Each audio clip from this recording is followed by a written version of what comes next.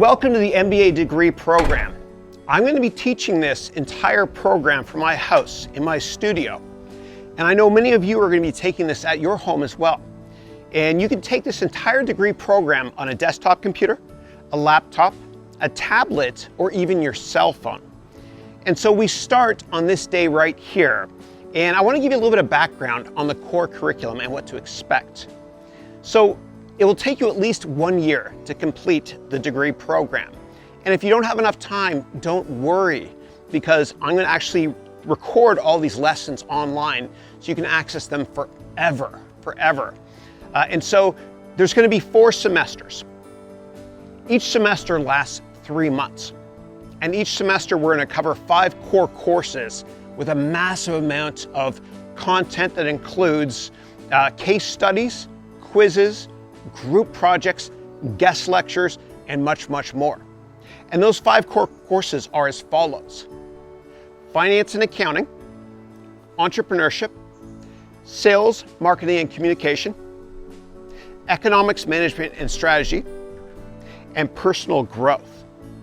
Those are the 5 core courses each semester, and we will build upon these significantly as we go through this journey together. It will be a lot of fun. And so the way it's also going to work is I'm going to teach this live in 2 different time zones, just in case you can't attend one session. And if you need more help with the content, after I teach it in the first time zone, you can watch it again in the second time zone. Now, if you can't make either time zone, then you can watch each lesson on demand, because I will save it online for you forever. Okay, and so what's going to happen is this. Each week, we're going to have 6 hours of classes, okay, broken up into 2 different days, 3 hours and 3 hours. Time zone 1 is going to be 6 hours total. Time zone 2 is going to be 6 hours total as well. And don't worry, this will make a lot more sense to you as we provide you with more details on this program. Now, as an added bonus, for those of you that are in this very first MBA degree program class, thank you. Thank you for your commitment. Not only are you going to get access to all of these courses that I'm teaching you forever online, but for the rest of my life, any course that I make, you will all get access to for free. And any additional lectures that I create for this MBA degree program, you will get for free as well. And this is just an added bonus for those of you in this very first MBA degree program class. And thank you very much for your commitment. Now, I'm also going to be providing one-on-one coaching so that by the end of this MBA degree program, you will be off the charts awesome at interviewing, selling, understanding financial models from scratch. Even if you don't know what accounting means, don't worry. I'm going to make this a lot of fun for us to learn together.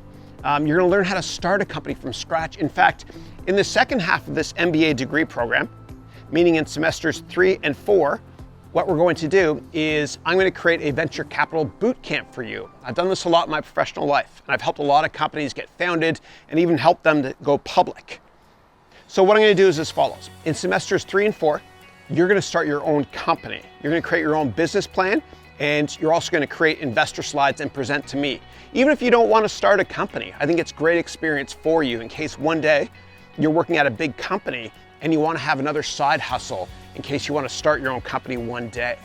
Okay, and I'm going to walk you through all the steps as we go through this incredible journey together. And don't worry if you don't have any background at all in finance, accounting, economics, or anything business related, because I'm going to teach you everything from scratch so you have a significant leg up on your competition. You're also going to be a rock star presenter by the end of this course as well, and I'm going to help you take your personal development growth program and your business acumen to the next level. Now, a lot of you wrote incredible essays on your 10-year goals as part of the application process. We went through them, and I want to do whatever it takes to humbly help you, if I can, achieve all of those goals and much more. And so I can't wait to get started. If you have additional questions, please go to this website here, and please visit the frequently asked questions section here, or email us if we don't answer those questions on our website at this point here. You can email us at admissions@harounventures.com. I can't wait to get started, and thank you very much for your commitment. Oh, one more thing. If you haven't already paid, please do so at this link here. Thank you very much.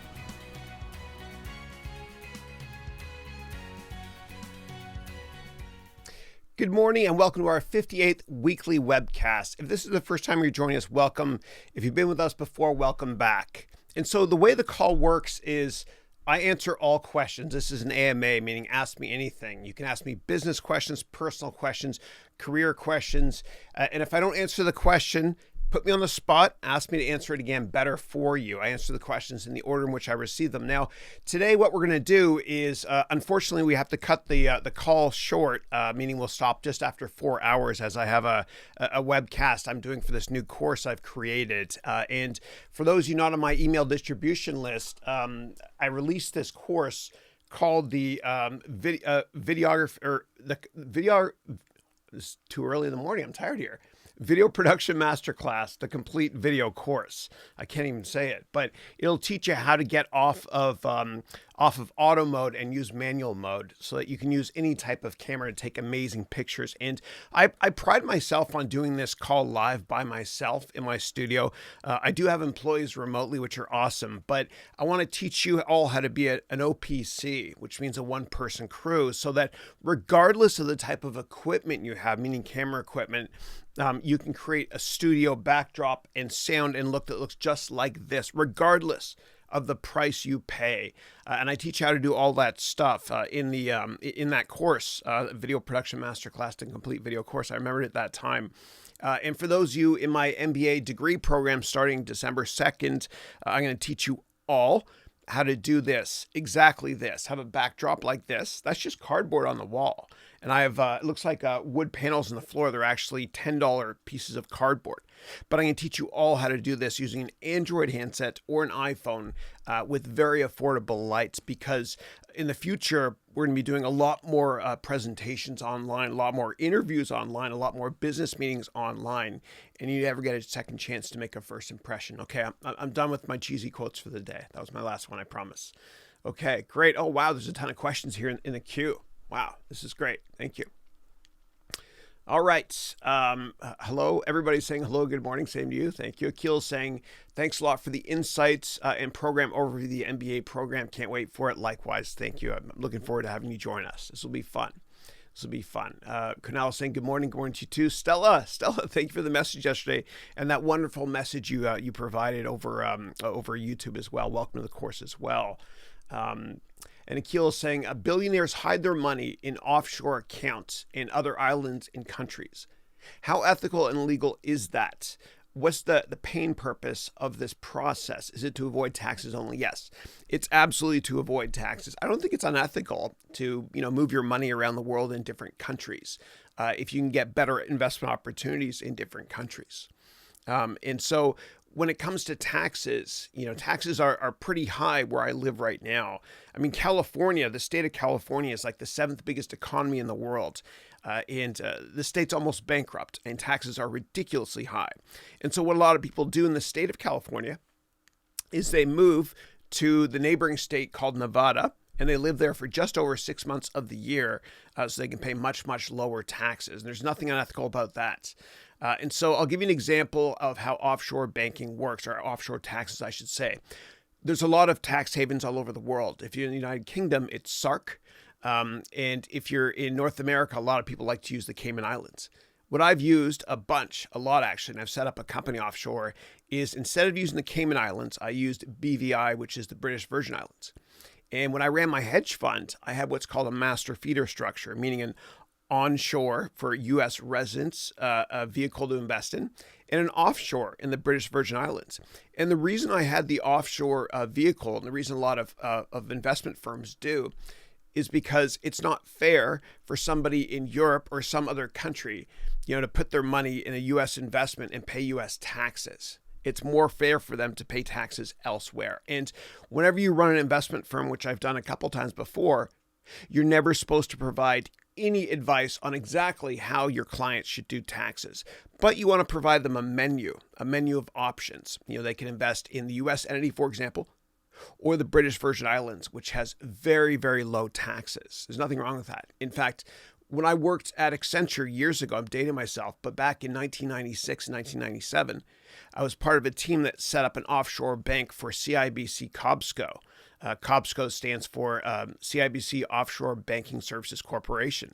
And what happened was, at that time, I'm not sure if the tax rules are still in play right now, but if you were a Commonwealth country, meaning Australia, Canada, etc., if you were a Commonwealth country and you traded financial instruments, especially big U.S. bonds and other global bonds, if you traded them in Barbados, then when you brought the profit back home, you'd only pay a 1% withholding tax. There's nothing wrong with finding tax loopholes. Cheating on your taxes is a serious crime, and you can go to jail for that, yes. But there's nothing wrong with trying to shop around to find better prices on any products you might buy, or to find better tax havens for your money. And so if you have additional questions on offshore banks and how to lower your taxes in general by investing offshore, let me know. Please keep in mind, I'm not a tax accountant. I'm not a tax attorney either. And for those of you that want to speak with a tax attorney, what you can do, and I don't get comped by any company whenever I mention products, but what you can do is for $15, you can set up a half-hour call with a lawyer by going to LegalZoom.com, any type of lawyer you want. And I used LegalZoom in the past for setting up my offshore my copyrights overseas and trademarks overseas using what's called the Madrid Protocol. And sorry, going off track here, but it's interesting. But in 1989, about 100 countries got together in Madrid, and they all said, I will honor your copyrights and trademarks if you honor mine. That's what the Madrid Protocol is. Again, speak with a real tax attorney or real intellectual property attorney, and you can go to LegalZoom.com and pay just $15 for a half-hour call, which is a pretty darn good deal for legal services. They speak really slowly, though. No? Sorry. No more dad humor. Okay. All right. Next up. Let's see. Kunal is saying, which book are you currently reading or listening to? Have you read So Good They Can't Ignore You? It's a really nice book by Cal Newport, which emphasizes on the passion mindset. Oh, I love that title. And I love the crux of that. I've not even heard of that book, but I will look it up. Thank you. And if you want, you can summarize it in 3 bullet points in this message field here for everybody in the call, if you want. So currently, I'll show you. I'll show you live here. Okay. So, and by the way, I've got a bunch of cameras today. I added a 5th camera today. I'm getting ready for the MBA degree program. So I've got camera 1 there. And as you know, I use foot pedals to change everything. I'm a little crazy, but it's fun. Why not? I've got this one here, and I added another one here, and I'd love to get your thoughts on it if you want to provide it to me. Which is this one here. So I added a Sony a7 III. I've got every type of camera here. And by the way, I used a lot of these cameras for the videography masterclass course that I just released. And I will be selling some of them over eBay when I'm done with it. But I'd love to get your thoughts on this. Is it in focus or not? Do you like the colors and all that stuff? And all this stuff in the back here, again, I'm going to teach all of you, I'm not sure which camera to look at, how to do in the MBA degree program. Okay, so the question was, which book? So what I'm going to do is I'm going to transition over here, and I'm going to show you, I got nothing to hide, Audible, exactly what I'm looking at, what I'm reading. And what I'll also do is I am going to zoom in here. Hold on a second. Recall. There we go. Good. Oh, I have to sign in now. Sign in with email. All right. So it's signing me in. It just looked at my face to sign me in, so nobody copy that. Okay. I meant the email. All right. So as it's loading, I'll tell you the books that I'm reading. Here it is here. Okay. Yeah. There's $1 Trillion Coach, which is a book about Bill Campbell. And for those of you not familiar with Bill Campbell, he was a football coach at Columbia University. And I will get this to work a little bit better there. I apologize for the brightness. He was a football coach at Columbia University. And what he did, I'm going to go to another camera angle here till I fix that. Sorry. What he did was he advised all the founders from the top tech companies in the world. And that book is written by Eric Schmidt, who's the former CEO of Google. He's the CEO that took them public. He used to work also at Novell, a great software company in Utah. And he talks about how Bill Campbell coached people. He's amazing. I met Bill as well. He went to the same university I went to. He's a lot older than I am. God bless me, just passed away. But do a search online on Bill Campbell. You'll learn a lot. And in fact, during the MBA degree program, what I'm going to do is I'm going to profile him as well as more than 100 of the other top entrepreneurs in the world, in my humble opinion, and what we can learn from them. And I pride myself on teaching concepts that are not common sense, or that, pardon me, that are not theory, but I'm really messing this call this morning. I'm so sorry, guys. That are based on real practical stuff and not theory. Other books that I've got here, Gary Vaynerchuk. I've listened to his books a couple times each. He's swearing a lot less often too, which is nice now. He's actually adjusting his delivery because of big corporates, I think, are complaining. He said that too. I'm reading Shoe Dog by Phil Knight, the founder of Nike. Aside from that, I'm reading a book on Alibaba, trying to understand how that company made it big, as well as Blitz Scaling by Reid Hoffman, which has taken me forever to get through. I'll finish it soon. So anyway, if you have additional questions about that, please let me know. Thank you. Okay. And my little sister is asking me, is the call live? Yes, it is live. There's a bit of a delay, though. Sometimes it's up to 30 seconds. Okay, thank you. Love you, Katie. All right. All right, next up is... All right, Akil is asking, what are your thoughts on Ben Horowitz? Have you met him? I have. I just started his book, The Hard Thing About Hard Things. It's so funny you mentioned that. It's coincidental because I met Ben Horowitz for the first time when I met Bill Campbell for the first time. Both of them also went to Columbia. I was at an alumni event, and both of them presented, and I went up and gripped and grinned and all that good stuff. Ben is really, really, really smart. So he's the co-founder of a great venture capital firm called Andreessen Horowitz. And Mark Andreessen, his business partner, was the founder of the first commercially successful internet browser called Netscape, which was bought by AOL, and then Microsoft eventually bought those patents. So Microsoft owns that IP right now. And so if you want to learn more about Andreessen Horowitz, and I've partnered with them before, and I've been on boards of companies that their general partners have been on before in terms of venture capital investments, but you can go to a16z.com. The reason it's a16z.com is because it's a very long title for a venture capital firm. There's 16 letters. So just go to A16Z, which is the last letter in Horowitz, Andreessen Horowitz. And you can learn a lot more about the company. I think he's great. And that's a good read as well. And in that book, he talks about something called a Whiffio moment. And a Whiffio moment it stands for, I'm not going to swear, we're effed, it's over. Whiffio moment. And every startup goes through a couple of Whiffio moments. And I'm sure we've all gone through them ourselves personally in our lives and in our corporate careers as well. But it helps you to pivot when you hit that Whiffio moment. And I actually know the guy at Andreessen Horowitz that came up with that saying. His name is Scott Weiss, good guy. I used to be on a board with him. But what happens is you got to have a positive attitude when you start a company and you get these Whiffio moments. And you got to see crisis as an opportunity. Always, always, always.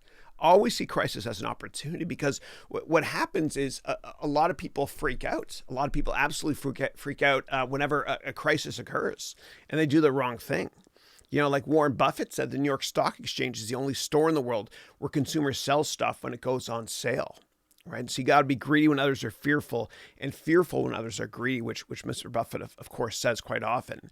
So with crisis always comes opportunity. And if you buy a stock that everybody else loves, then you're not going to make that much money on it, because a stock goes up partially due to other people buying it at a higher price. If everybody owns it, who's going to push that higher? Not many people. You got to be a contrarian. You got to be contrarian, and you got to buy when there's blood in the streets, so to speak. So yes, I've met Ben Horowitz, a nice guy, really, really sharp as well. And I recommend you all check out that book, The Hard Thing About Hard Things by Ben Horowitz, co-founder of Andreessen Horowitz. All right. All right, and Julie, hi Julie. Julie's saying, hi Chris, how are you? I'm great, thank you. Julie is saying, I'm so excited to be on your webcast for the first time. Awesome. Welcome to the call. And I hope you join us again, Julie. and Julie's saying, thank you for doing this and offering your incredible expertise and knowledge. How did you decide to go with Udemy? Yeah, it's a great question. So what happened was I was actually working in venture capital full-time. And during the evenings, I was teaching at a couple of different business schools. It was just fun. I loved it. And I couldn't wait till work was over so I'd go teach. It was fun. It was fun for me. And one of my students at one of the schools I taught at, one of the schools was called the Halt International School of Business. One of the schools, and I was at the San Francisco branch, there was a woman in that class who was one of my students named Fulia Becker, really nice woman. And she said, Chris, do you have time for a mentoring session? And all of my students, I always said yes. You know, I walked through walls for them. And I said, sure, where do you want to meet? And she said, how about my office at a place called Udemy? And I didn't know how to pronounce that at the time, but it changed my life, that company. And so I went to go meet with Fulia. And this, I think, was in August or September of 2015. And I walked in and I felt old because everyone there was really young and successful. But I was so inspired because the corporate culture there was amazing. It was incredible. You know, people, were walking around high-fiving each other. Everybody seemed happy, which is usually the case there. And you can go to glassdoor.com and read reviews in that company too. Everyone is happy there. It's a great place to work. And so it was just kind of accidental. And the stuff that I taught Fulia Becker, and I think she's with eBay now, but she used to work at Udemy. The stuff that I taught Fulia at school, I decided to put online. And I looked around the office that day in August or whatever it was, 2015. I said, oh my God, this is the best business model ever. And the best business models are the ones where you invest in a platform. If you're a platform solution company and you own the roads, what you can do is you can charge the cars and the toll booths. Kind of like Google is the quintessential search platform. LinkedIn is the best HR platform. Facebook is a social media platform, et cetera. You guys get the idea. And so I thought, oh my God, this is the best investment ever. I have to go tell my partners in the venture capital firm that I was at the time. I said, we got to invest in this company. And I was going to go back to tell them. And I was about to tell them about it. And I was like, you know what, dude? Screw this. This business model is so awesome. I'm quitting my job and I'm going to teach full-time online. It changed my life. And for those of you in Germany, I'm going to be there next week. If you want to meet up for a coffee, I'll be in Berlin. And if you're close by anywhere else, if you want to fly in, that's great. I'd love to meet with you. I think Avi Pro from Sweden, who's actually a pilot as well, he's on this call. He's going to fly in for that, I think, as well. And his son, I think. But Udemy has an annual event called Udemy Live. And you can go to udemylive.com. And I'm not comped by them for mentioning any of this stuff, please. But you can go to udemylive.com and find out the dates of that event. And I'm actually going to be doing this weekly webcast next Thursday at the exact same time as always, live from Berlin at the Ritz-Carlton there. It should be a lot of fun. And I will have a small studio audience if you're interested in being a part of that. All right. Next up, we've got Julie who's saying, how much research did you do? Hold on a second. I got another text. My little sister. I love you more, Katie. I'm busy though. Okay. Next question is, how much research did you do before making decision to use Udemy, and what were some of the key things you looked at? Yeah. So I looked at the management team, and I actually met with the management team when I was there, and I actually met with Dennis Yang, who was the CEO at the time, and I went to an investor event as well that investment bank held. And I was in the audience and I asked him a couple questions and I was really, really impressed with him, right? It seemed like he was doing it and the employees at Udemy were doing it, not for money, but because they loved it. They were thinking of this first, which is why this always works better. And so I was impressed. And actually, when I met Dennis Yang, I brought my book, right? And I always have copies of my books when I meet people. And I recommend you do the same. You can go to harounventures.com. You can go to harounventures.com/write-book, all lowercase, all one word, and you can use this template. And one of my awesome students who many of you have gotten to know over the past 58 weeks, named Philip Germany II, wrote a book using my template called Super Students. So what I did, and anybody can do it, and you're going to have to as part of this MBA degree program. Well, you're not going to have to, but I'm going to really encourage you to.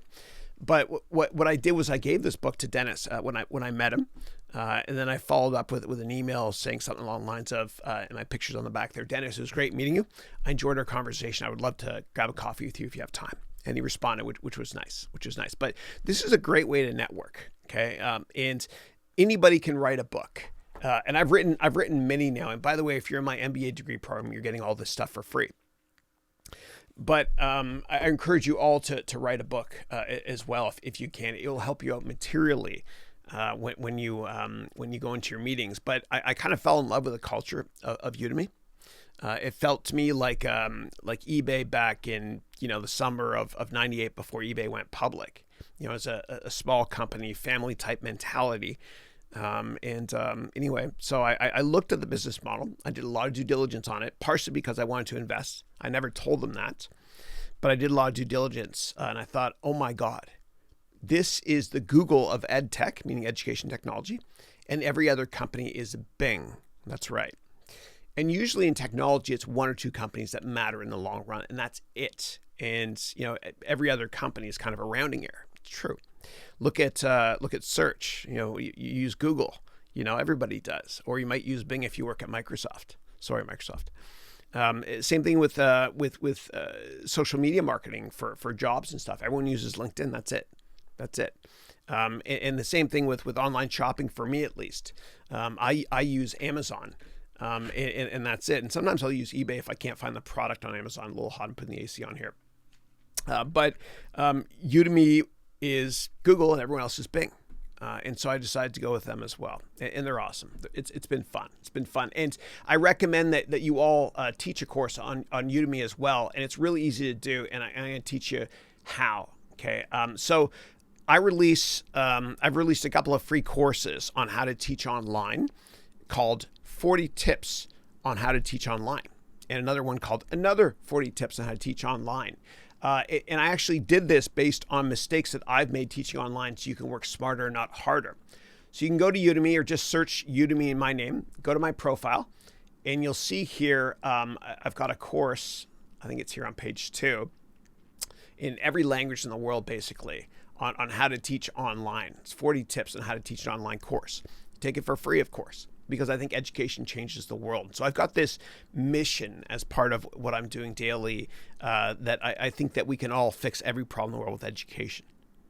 And for more details on my thesis, you can do a search for my name and my TEDx talk online. That was the crux of that. But you can take this course here, and it'll teach you how to teach online. You can also take the follow-up here, which is called Another 40 Tips, which is right here as well. Here it is here. Okay, so, and I'll open this incognito mode so you can see it. And here's all the tips I teach you. Okay, I teach you everything from scratch. You don't need any experience with technology or teaching or anything to teach online. So, and most importantly for me, when one teaches to learn.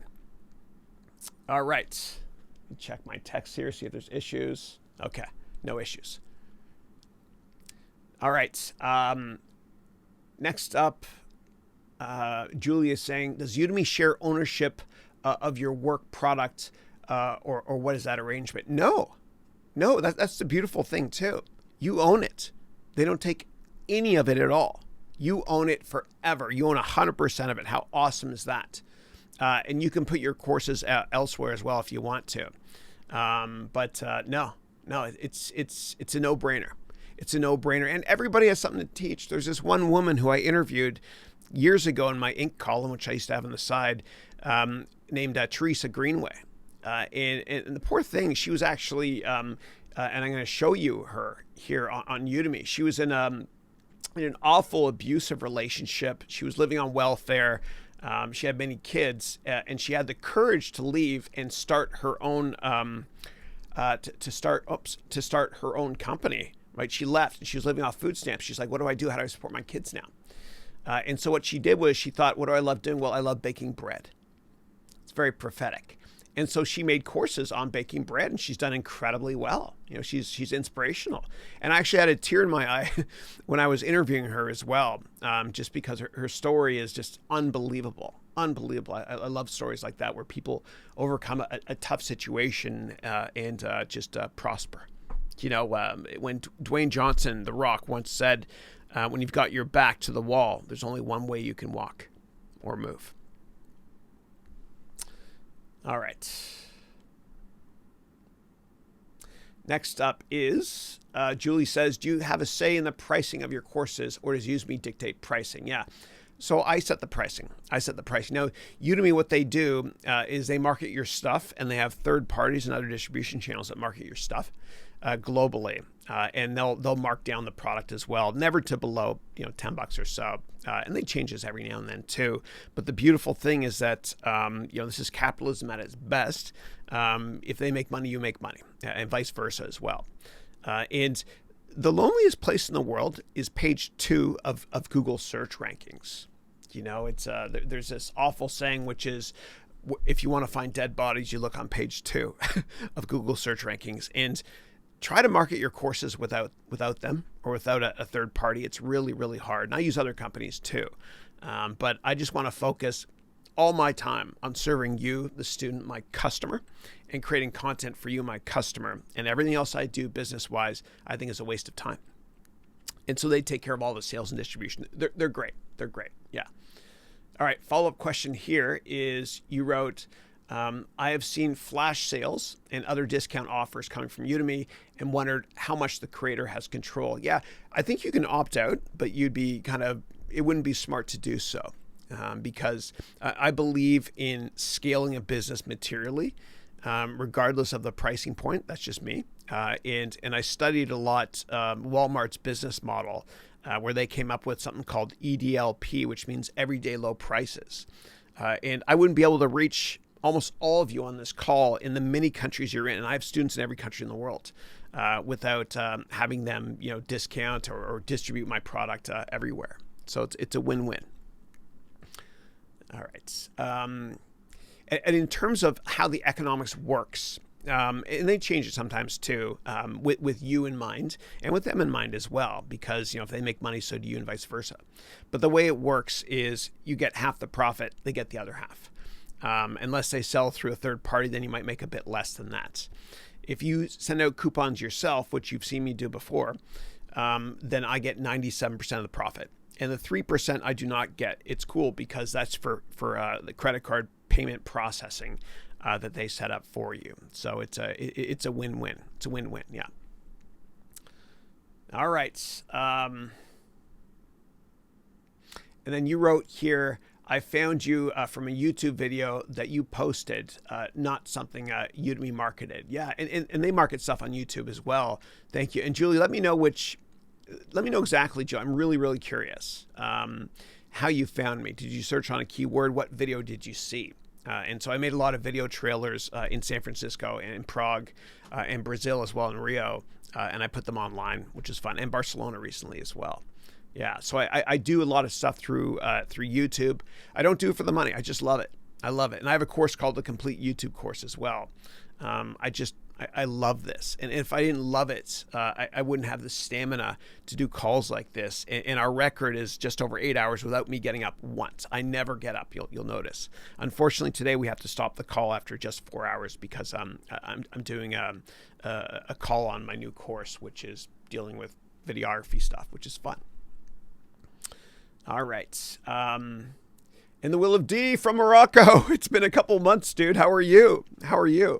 So the Will of D is saying, hey, Chris, I hope you're doing well. It's been a while. It certainly has. Welcome back. And then the Will of D is saying, I do spend too much for someone I care about. How can I control myself at the best? Okay, so let me read that again. I do spend too much time on someone I care about. How can I control myself at the best? Yeah. So that's a beautiful thing, but I want to show you something as well. So what I'm going to do is I'm going to show you how to schedule your day so you can be more well-rounded. And for those of you in the MBA degree program starting December 2nd, I have a version of this on steroids that's software-based for you for free forever as well. So let me, first of all, I want to show you what I'm going to do here. Because what I'm going to do is I'm actually going to go here and set up the window here using a PTZ controller. That's pan, tilt, zoom. And what I'm going to do is I'm going to set it to 1, and I'll show you what the effect looks like. So I can zoom out for you. Stay with me. Okay. And this is all going to be automated within a week or so. Go here, recall, Zoom out. Great. Okay, good. So what I do is I make a daily schedule, and you can download this exact schedule here by going to harounventures.com/schedule, all lowercase schedule. And what I do is I schedule my days before I go to bed every night. And right down here, you see I schedule family time and dinner as well. Okay. And so if you want to get something done, give it to a busy person. And if you schedule your days like this every day, I promise you'll get way more done than anybody you know. Anybody you know. I don't schedule my weekend days like this, otherwise it would drive me crazy. All right. Next up, we've got Stella. Hey, Stella. Stella is saying, I can't wait to hear, or wrote, I can't wait to hear that I'm accepted to the MBA program. Just wondering if the first class has been closed already. If yes, do you still have a chance to converse? Do I still have a chance to converse with you through one-on-one coaching, which is part of the MBA program? No, please apply. If you're interested and you write a great essay, apply. Just do it. And just go to my website, which is harounventures.com, and you can apply there, right? It's really easy. All you got to do is go to my website, harounventures.com, and then click on MBA program, okay? And then just click on apply now if you want. So go here, make sure we're still recording, good. And then here, just all you gotta do is write a 1,000-word essay right here, okay? Telling me why you want an MBA, and number two, what's your perfect life in 10 years? The reason I want this is because I wanna humbly help you if I can achieve all your goals and much, much more. So you could submit here. It doesn't cost anything to apply, and you go here to FAQ and all this stuff as well. And if you have additional questions that are not in the FAQ, you can either email admissions@harounventures.com, or you can just ask me here on the call. Yeah, thank you. All right, next up, we've got Kunal. Hey, Kunal. Kunal is saying, in the previous webcast, you told us you were fired from some company, and then you were at Starbucks having a coffee. Okay, yeah. So I was fired. I don't want to mention too much details about the company because it was for political reasons. I made the company a lot of money. And my boss at the time, he felt threatened by me. And so I think maybe he thought he hired his assassin, which was certainly not the case. But I want to thank him. I want to thank him profusely for making that mistake because it guided me down this path eventually. I went to another hedge fund, started my own hedge fund after that, did great, whatever, started my own venture capital firm. But just know that you're going to work for people that don't know how to manage people. You're also going to work for people that feel threatened by you because you're so good at what you do. And if that happens, don't worry. You can either get another job, a better job, or start your own company so you can really live your life on your own terms. And that's my goal, is not only to help people that work for other people, but also to help you realize all of your dreams in life. And unjustified criticism is nothing more than a disguised compliment. So bring it on. That's what I say to them. All right. Next up is Julie, who's saying, is it easy to update a Udemy course after you published it online? Do you make any updates to your course's content once it's published? Yeah, it's really, really easy. It's simple. All you got to know how to use it is a browser. It's simple. It's as easy as using Gmail. Yeah. And what happens is, when I release a new course, wait maybe a couple days or a week or so and buy it after a week or so, not right away.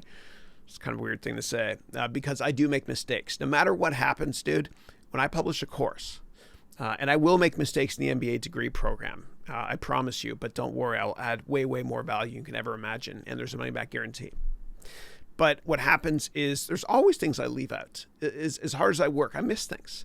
And I just go and I re-upload the video or make the tweak there. And students are awesome. They let me know basically in real time whenever there's issues with the course. And for those of you who have taken my courses, if you go to the Q&A section of any course, you'll probably see people suggesting mistakes that I've made, and I leave those comments there as well. And then I make the change. Yeah. So yeah, you can always make changes after you publish it. Yeah. It's not like Amazon. So I started putting my courses on Amazon a couple of years ago. And what happened was, Amazon called me and they said that they want to launch an online teaching platform and they want to profile my stuff. And so initially I thought, oh my God, this is amazing. Amazon, of all companies, this is the biggest marketplace on earth. And then I realized something, which is there's a couple issues with their platform. One of the issues is that you can't add new classes. And the way they set it up on Amazon, and for those of you who have Amazon Prime, you can find some of my courses there. You'll notice there's only some. I'm not going to do it again. Because what happens is the way they have you set it up is like a television program. Okay, so if you want to go and binge watch The Good Wife or any other show, Better Call Saul or whatever it is, Breaking Bad, those producers of those TV shows, they upload it into a certain number of episodes, and they don't add new episodes to old seasons. And that's how Amazon has teachers upload stuff as well. You have to upload them like they're episodes, and you can't add new stuff. It's really frustrating. Another issue with Amazon for your courses is that you'll notice that Amazon never markets anything. Right? You've never gotten an email from Amazon saying, buy this product or whatever it is. Sometimes they might suggest with an algorithm, you bought this, so you might want to buy this. But no, Amazon doesn't market your stuff. And so I stopped putting my stuff on Amazon. Yeah. All right. Next up is, how can I keep track of my money? Plus, what's the best formula for spending? What limits do I have to create in my life? Yeah. So what I recommend doing is I cover all those concepts and much more in a course on Udemy called 30-Day Challenge to a More Productive and Much Happier You. You get this book for free as well. And I'm going to be teaching a version of this with a lot more detail in the MBA degree program as well. So I recommend checking that out as well. And earlier in the call, I answered the question for you, which was on scheduling. You use that scheduling template that I showed you. You can download a simplistic version of that from harounventures.com/schedule, all lowercase. Yeah. So, and in terms of saving more money, I have a course called the Complete Personal Finance Course, which teaches you over 100 tips on how to save a lot more money. The course will teach you how to save more, make more, and protect more of your money, so you can protect your assets and your family. So check it out, the Complete Personal Finance Course. Yeah. But always think about time value of money if you can. And I made a vlog, and you can search for it if you want, on how to save money. And I teach you 5 very small spending habit changes you can make when you're younger that results in literally $32 million more for your net worth in 50 years. It's all about time value money. Check out the Complete Personal Finance course and or that vlog that I just mentioned there for more details. Yeah. All right. Next up is A Mercy, who's saying, good morning, Chris. Good morning to you too. Your input on the most efficient route to break into the business analyst employment market would be valuable. Yeah, without a comp science degree. Absolutely. So it all comes down to networking. Business is about relationships first and product knowledge second. And so I recommend 2 things. Number 1, I recommend reading this book that I wrote for free. You can go to my website for free on networking. It'll teach you how to get a meeting with almost anybody. Okay. It'll teach you how to change careers by networking a lot. I've done this a lot in my life. This is over 200 pages. It's free. And a couple hours of YouTube video links as well. Also, I want you to take my complete job course. It's on Udemy, or you can go to my website, harounventures.com, and access the Udemy coupon there on the homepage.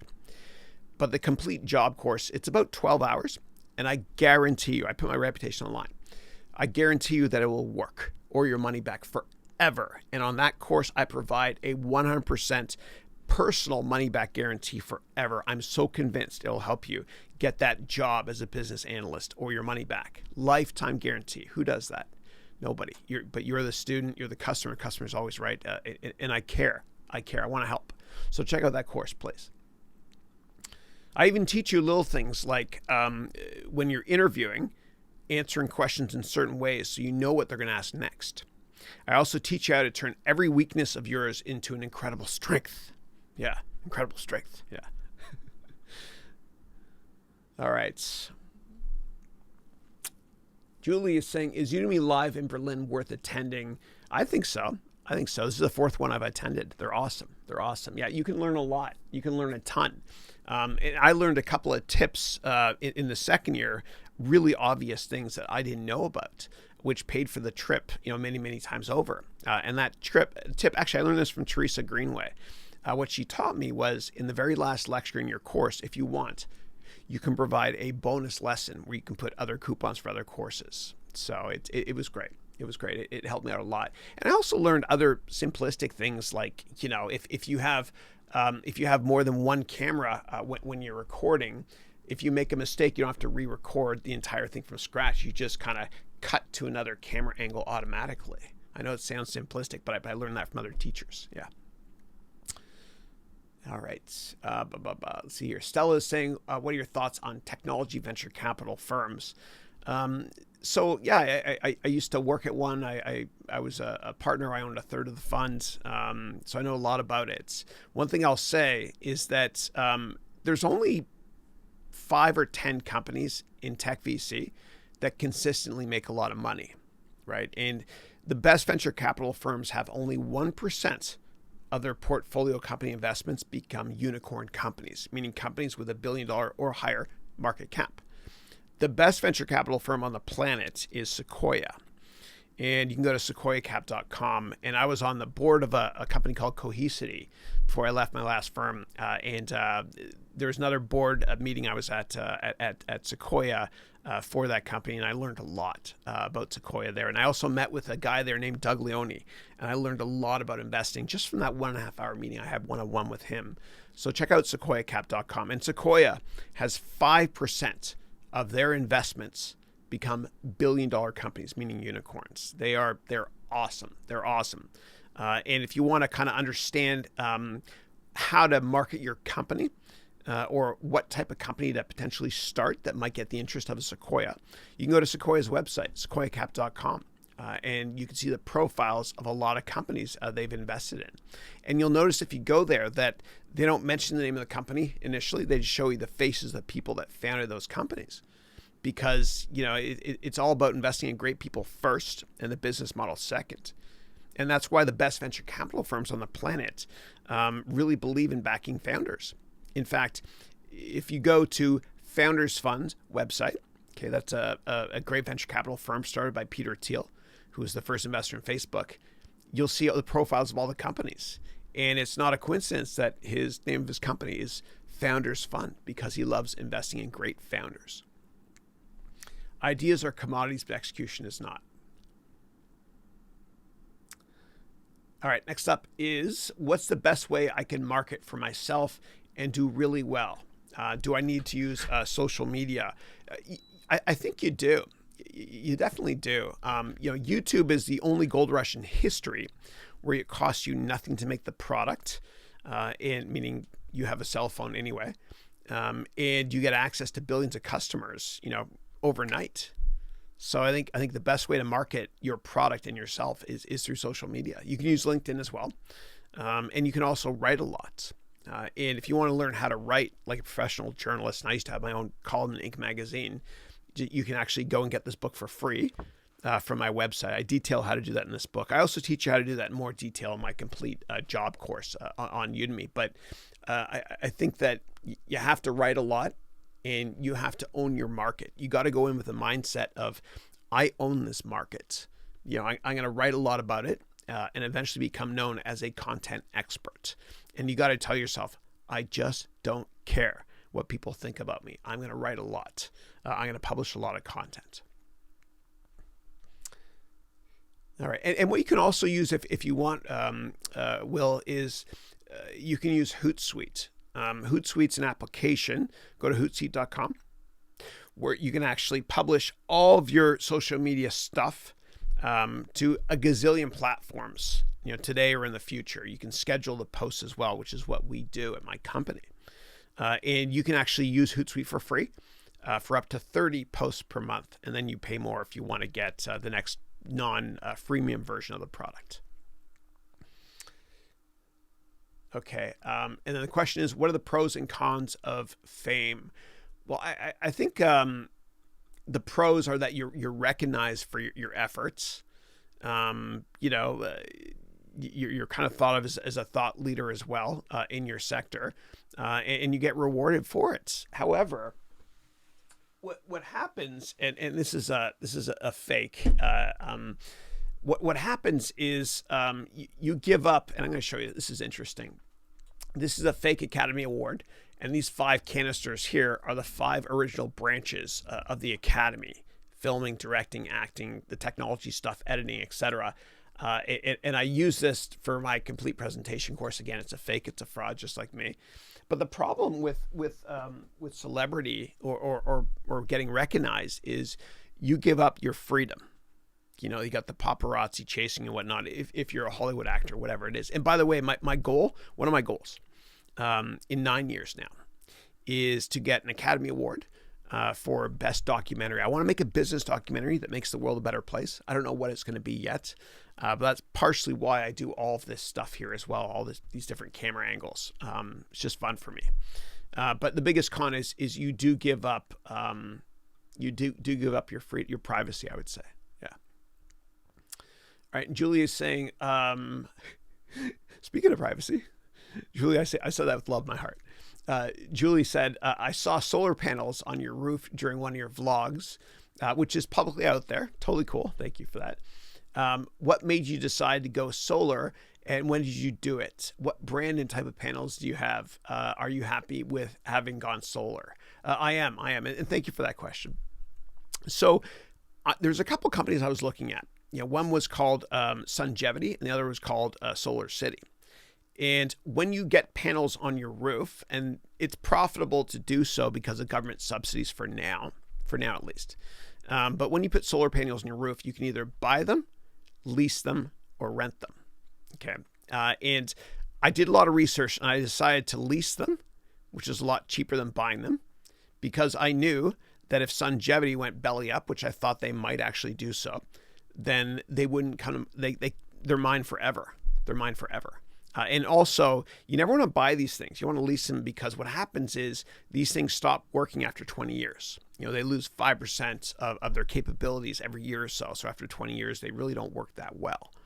And so basically, I don't really pay for electricity, which is awesome, because I use a lot of electricity, obviously, in this room. And for those of you that were on my 10th webcast, all the power went down because I overdid with this. And I have 4 little generators made by a company called Schneider Electric. The product is called APC, or American Power Conversion. But I'm glad I did it, though, because it was making the world a better place, and you save money too. You know, I believe that capitalism and great initiatives like that can change the world. God bless you, Elon Musk. And the Will of D is, shall I sell t-shirts to support my website? So only if you can set up merchandise, or merch as they call it on YouTube, through a third party and let them manage it for you. Okay. The reason I say that is because it can be a big distraction for you to actually package up products that are not your core competency and send it out to customers. You know, it's a distraction. And in the MBA degree program, I'm just writing a lecture right now about how inventory can kill a company. You know, I want to encourage all of you to start a company that requires no inventory. And if it does require inventory, meaning a physical product, I want you to sell the product first and then make it later, kind of like Dell does with their direct to order for computers. But yeah, and the case study I'm creating right now actually is I ordered over eBay, and you all know I love props. I ordered over eBay a cartridge for the Atari 2600 for the video game E.T. And what happened was, after the E.T. movie in '83 or whenever it was, there was a video game company named Atari. And what they did was they thought, oh my gosh, E.T., it's going to be a great video game. And they made the worst video game ever. And it was so bad. I remember I got it for Christmas when I was like 11 in 1983 or wherever it was. And all you did was you were E.T. and you couldn't walk forward. You have to walk backwards and try to get Reese's Pieces, which were in the movie E.T. It was a disaster. And so what happened was they made so many of these products and nobody bought them. It forced the company basically into bankruptcy. It ruined the entire video game industry. And what Atari did was they buried hundreds of thousands of these cartridges in the desert. and you can search for them online. It's a fascinating story. And so inventory will kill your company if you're not careful.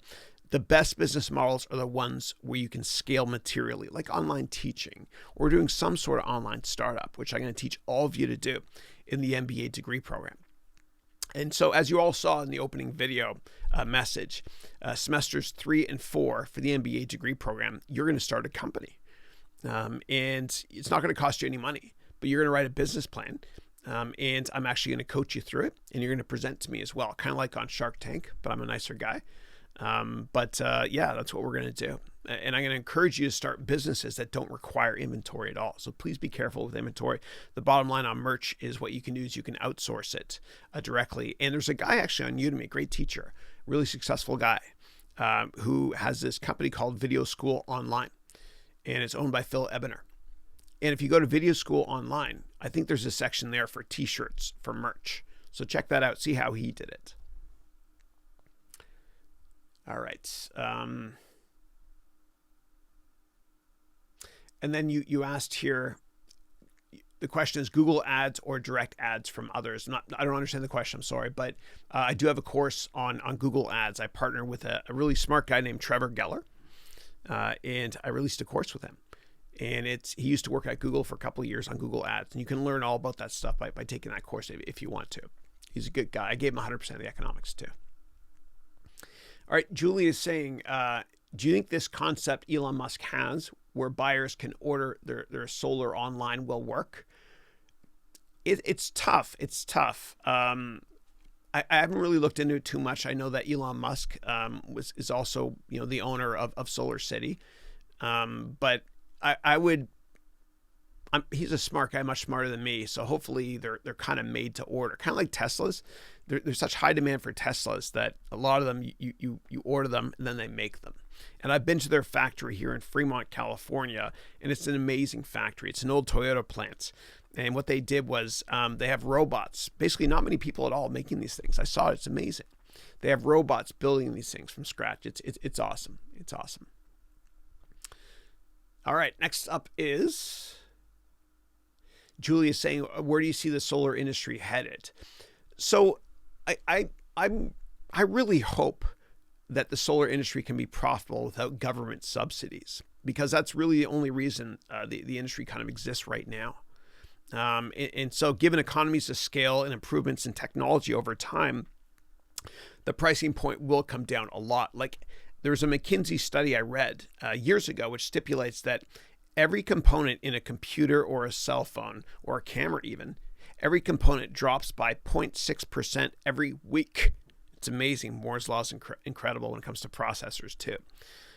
So I think that companies need to learn how to be profitable without government subsidies. And it broke my heart because after the 2008 crisis, a lot of countries pulled their solar subsidies because countries had big, fiscal issues. A lot of them are going bankrupt. Like Spain, for example, got rid of all their subsidies, or most of them at least, which destroyed the solar market there. And Germany has a lot of subsidies as well. I'm not sure if they've lifted a lot of those yet. But those things tend to go away when countries are having economic problems. So the bottom line is I really hope that these companies can learn how to stand on their own 2 feet and not have to rely longer term on government subsidies. And it's so sad because after the 2008 crash, a lot of venture capital backed solar companies and clean tech companies went belly up because they couldn't raise more money. And so what's happened is venture capital companies, for the most part, almost every single one of them, will not invest in anything solar related or CapEx intensive right now. So hopefully that changes soon. All right, and Jason, who is from Australia, is saying, "Good day, Chris. I just want to thank you for the MBA opportunity. I'm really looking forward to starting. Thank you very much. I appreciate it. And for those who haven't paid yet, please do so soon. If you want, go to my website and you can see the deadline date. We have a long waiting list, and unfortunately, we have to make some difficult decisions if people don't pay on time, whatever it is. But you have time. Just go to my website for more details, please. Thanks." All right, next up is Julie is saying, if you're a startup solar company in Connecticut operating as a SunPower dealer, and you've been in business for 2 years and profitable, how do you take your business to the next level? Yeah. So I think that a company is only as good as its customer service. And if I add more value than you want, than you ask for, then I know that you're more likely to want to buy, the next course I make or whatever it is. And I don't do this for the money first. I do it because I absolutely love it. Okay, this has got to be full for this to work well. So, I really do believe a company is only as good as its customer service.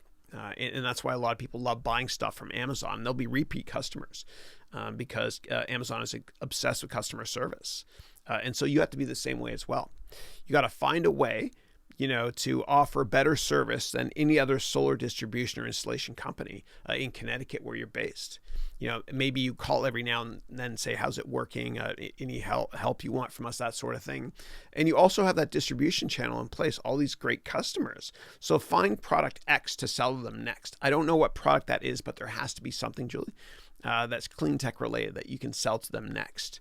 Maybe you become a distributor for other products that are solar based, for example, and you can go to Fastenal's website or Grainger's website, and those two companies' tickers are GWW for Grainger and FAST, FAST for Fastenal.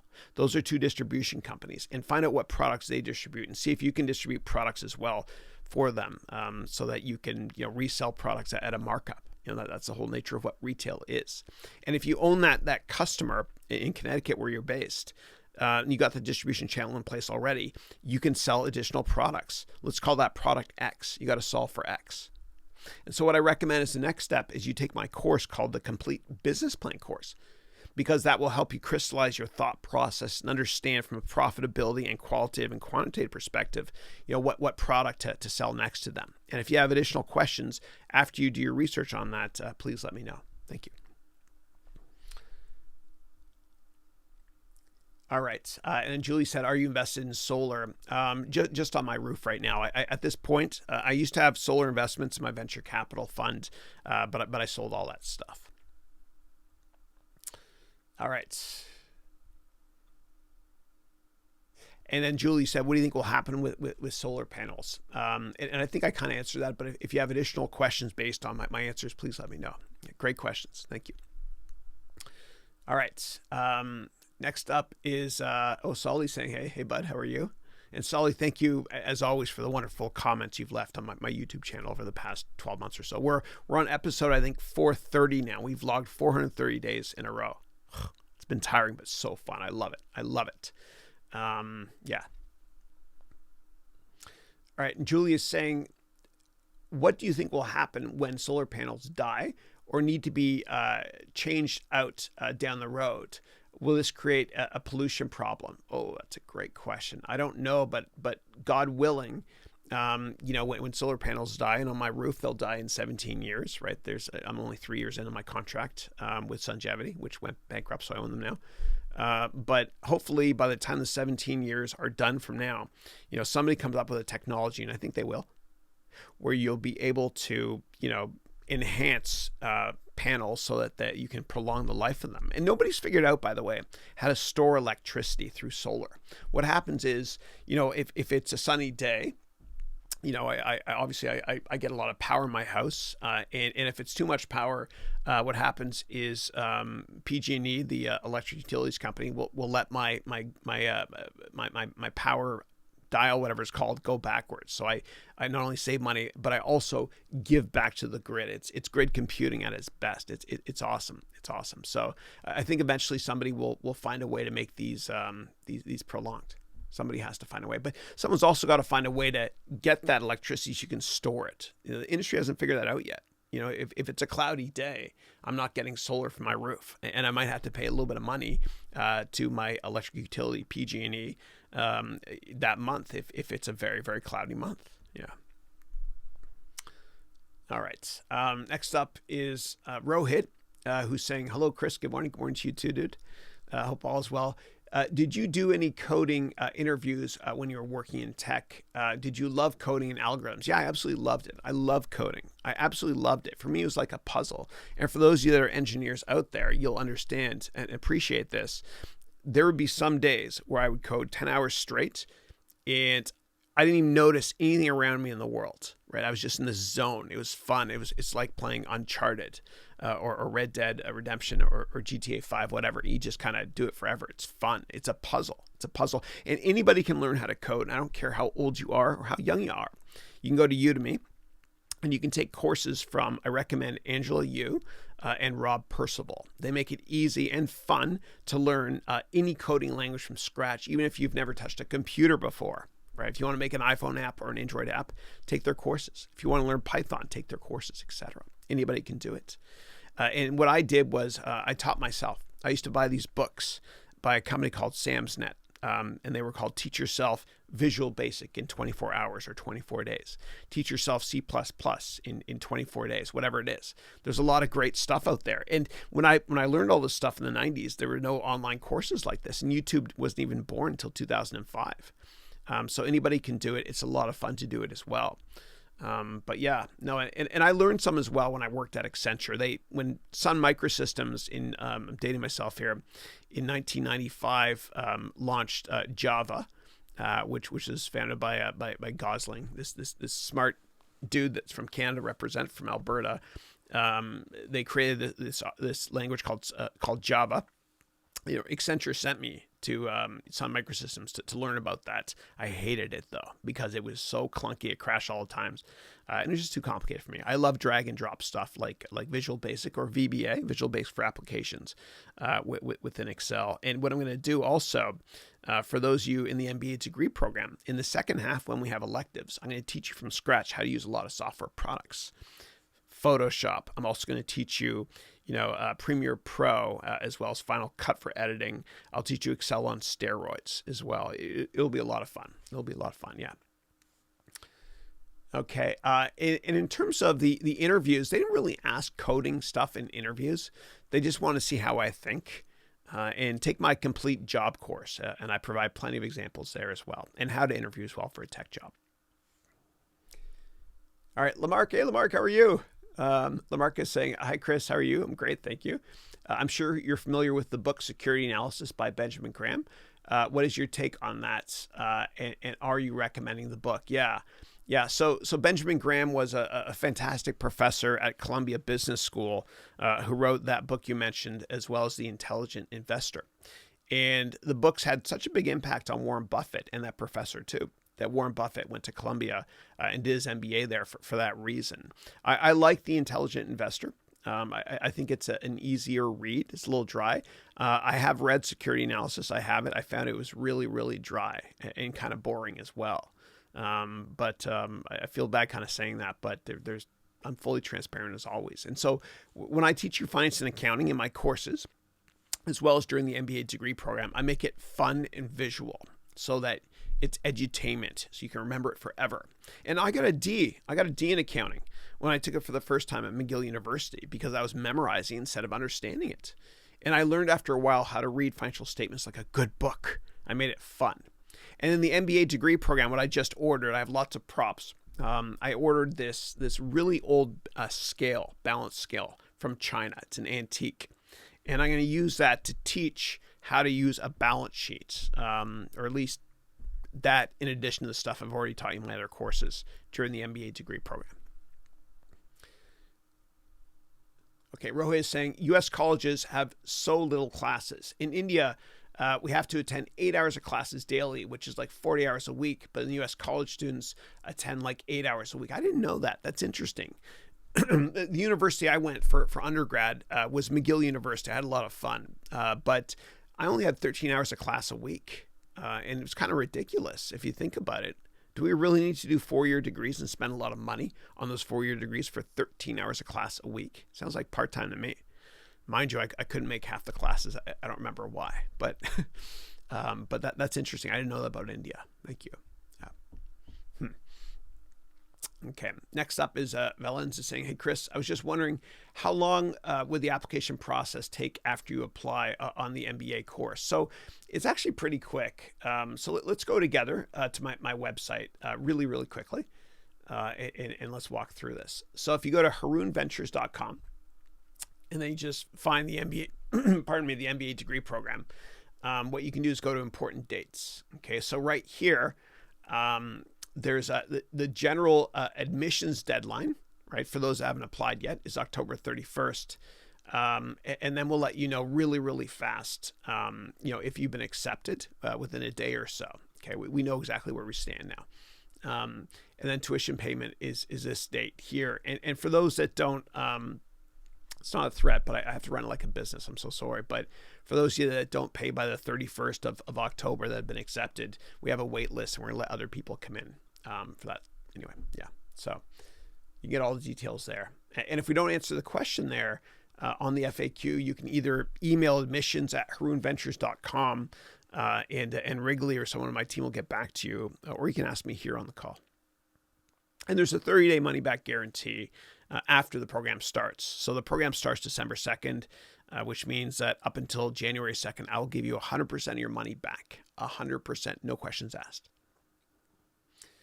Okay, and I won't even keep any processing fees. So if you paid taxes, and I got to pay that as well. All right, next up is, Solly wrote here, I applied today, looking forward for acceptance. Awesome, great. It'd be great to have you join us. Thank you.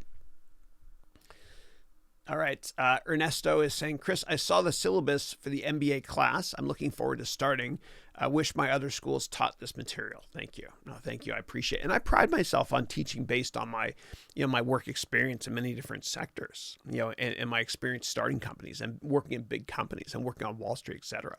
And what I found that was when I studied business in school, a lot of it was theory, like supply and demand graphs, which I never used in the real world.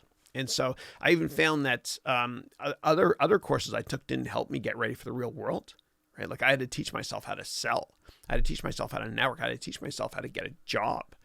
You're also taught how to manage other people's money, but not your own. And a couple of years after I graduated business school, my colleagues and I, my classmates, we all had the same issue. We called our mom and dad and said, Mom and Dad, how does a mortgage work? So I'm going to teach you all the practical stuff to make you incredibly successful or your money back. Thank you, Will, for that comment. I don't know if you do want to be me. Okay. All right. Hold on one second, guys. Wrigley, how's the quality and everything?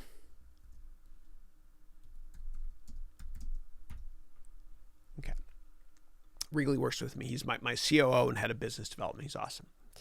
All right, Stella is saying, I don't have any in-demand skills or expertise on Fiverr. What can I start with? Yeah, and so for those of you not familiar with Fiverr, that's Fiverr.com. What you can do is, it's a great side hustle. You can do stuff on the side and make money from what you're passionate about. So let's go there together and figure this out. So and I bought a lot of stuff from Fiverr in the past. Okay, in fact, you'll get to see exactly what I bought here. So here's one. I had this guy. I paid this guy to do a voice in Morgan Freeman. He's got the best voice ever. And basically, I use that in my cryptocurrency courses, as many of you know. But there's so much you can do. I'll show you what I ordered actually here. I ordered a lot of this guy here. I had somebody impersonate Ron Burgundy for one of my courses. I had somebody doing the voice from Doc Brown from Back to the Future. I had somebody doing Liam Neeson. What else did I do here? I had all my book covers designed over Fiverr as well. And the woman that designed them, I asked her where she's from. She's from Bangladesh. She's awesome. She's designed all my book covers, and her ID is UltraCon22. So she loves graphics. If you love graphics as well, you can do that. I have my logos created here as well. I've done just a ton of stuff. So even if you want to have somebody create PowerPoint presentations for you for cheap, you can do it there. Just to browse through though, there's a gazillion different things people charge at least $5 for. I've actually translated some of my courses using Fiverr as well into 10 different languages. And so we all have a skill, Estella, I promise you, that you can use somehow over Fiverr to generate revenue on the side or teach a course on Udemy. Everybody has something to teach, I promise you. Everybody does. And my kids who used to love this video game called Fortnite, they stopped playing recently for some reason. What they did was they learned a lot about Fortnite from this guy named Ninja. And the reason they moved on, they went to Minecraft now, my kids. I don't know why they're into Minecraft now. It's crappy graphics, but that's what I love. It's because Ninja's into Minecraft now too. That's right. But Ninja, he used to actually be a teacher on Udemy. And he taught you how to use Twitch, which is a wonderful streaming application that Amazon owns now. So you can stream your video games in real time. It's cool. So awesome, man. Like, my kids' jobs have not been invented yet. My job, didn't exist, 5 or 10 years ago. It's amazing. And so it's so exciting leveraging technology to reinvent yourself, because if you hate your job, don't worry. You can always, learn programming or learn different skills online so that you can change careers. If anybody wants to teach like me, I want to help you as well. And as part of the MBA curriculum, there will be an elective for how to teach online as well in the second half. All right. Next one is A Mercy, who's saying, it looks like, by the way, if you guys paste hyperlinks, it won't let you paste them in. So if you want to paste a hyperlink, just spell it differently. Like if you want me to go to CNN.com, don't do CNN.com, do CNN space DOT space com. Okay. All right. And A Mercy saying, Chris, I wonder about your posterior position on the premier placed on family values. Is the number of people that upload family values in the workplace dwindling down? Yeah. God, that's a good question. I do know, and I've written about this, that you should never trust anybody in business that cheats on their spouse. No, I don't know. Like, I don't really know the answer to that, to be honest. What I do know is that with social media and with everything being documented, if you're a jerk, or anybody's a jerk, I should say, people find out pretty quickly eventually. You can't hide stuff. You can't. So as much as you could before. Yeah.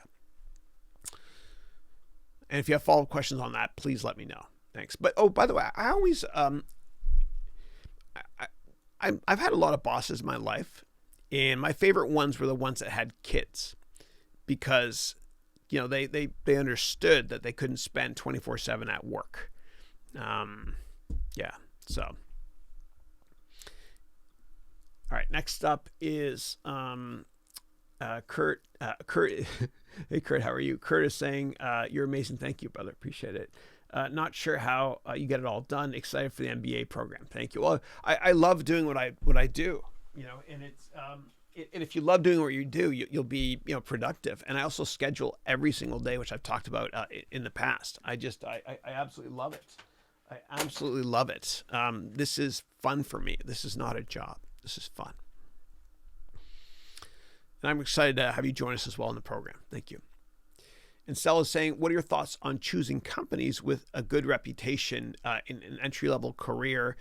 Do you think it's important? Yeah. I mean, I think that if your goal is to start your own company, I think if you work for a decent company first in that same sector, it might help you not only learn stuff, but also when you're raising money, to show that you have this experience. If you want to start a search company, if you worked at Google for a couple of years, investors are obviously going to like that.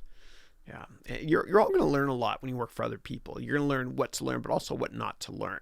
And I've been terribly mismanaged at some companies. I'll never tell you the names of the managers, but I've learned from them in hindsight how not to treat people.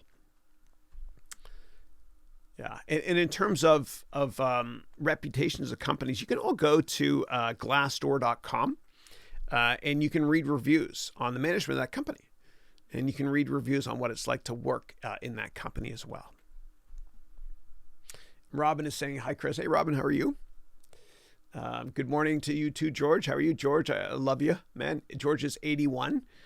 Life starts at 81. He mentioned that before. It's awesome, dude. I love your attitude. And we're all living 26 years longer today than we did in the 1950s. So you're all 26 years younger than you think. And I know in my heart that there's a number of people on this call that will make it to 150 years old. It's amazing. It's amazing how so many diseases have been eradicated. And, for more details on that, just check out the Gates notes. Bill Gates writes about this a lot. And he and his wonderful wife, Melinda, have done wonderful things for the world through their foundation. Many of which are, eradicating a number of diseases. It's incredible.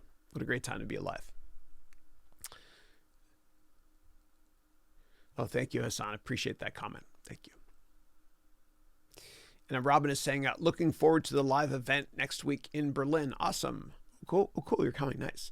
I will also be there one day early to take part in in the live call I have in Berlin. Also, I'm looking forward to meeting you personally. Thank you. Thank you. And for anybody that's going to be in Berlin and wants to attend my call live, if you can please make sure to let me know. I don't usually do this. I don't usually give out my personal email, but just email me a couple days before, just so we can coordinate a time to meet. My email is, I can hear Wrigley getting angry now. My personal email is charoun, that's CHAROUN, @gmail.com. Okay.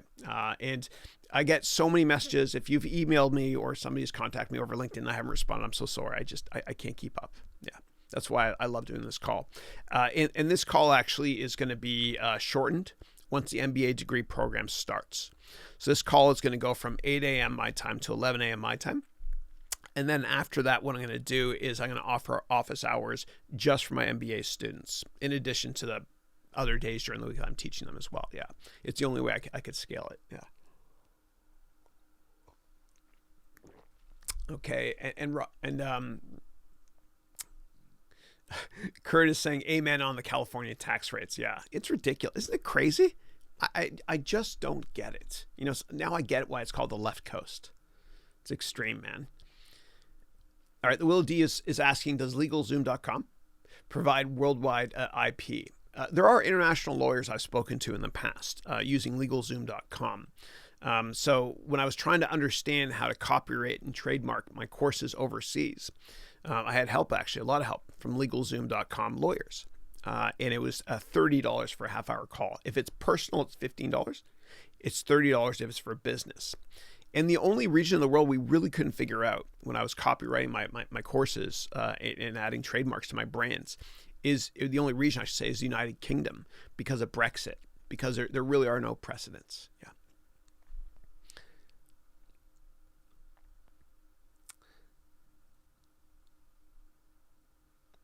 Yeah, and what I recommend doing just for IP stuff, and I'm not a lawyer. I'm always careful of that stuff because I don't want to mislead anybody. But just go to LegalZoom.com and talk to a lawyer there.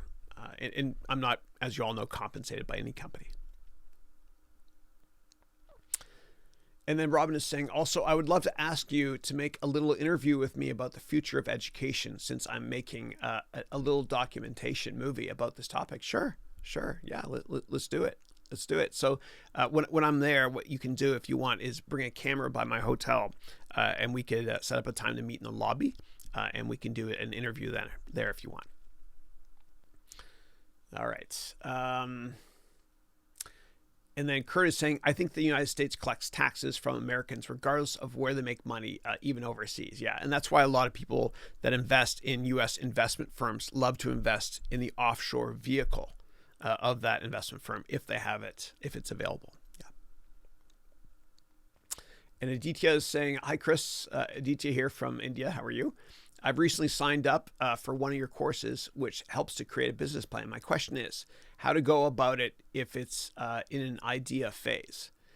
Yeah, so provide me a little bit more color, please, in that question. I'll drill down and provide you with my humble thoughts and feedback and all that stuff. But the course is set up so that it covers every qualitative and quantitative aspect of a business model you can possibly think of.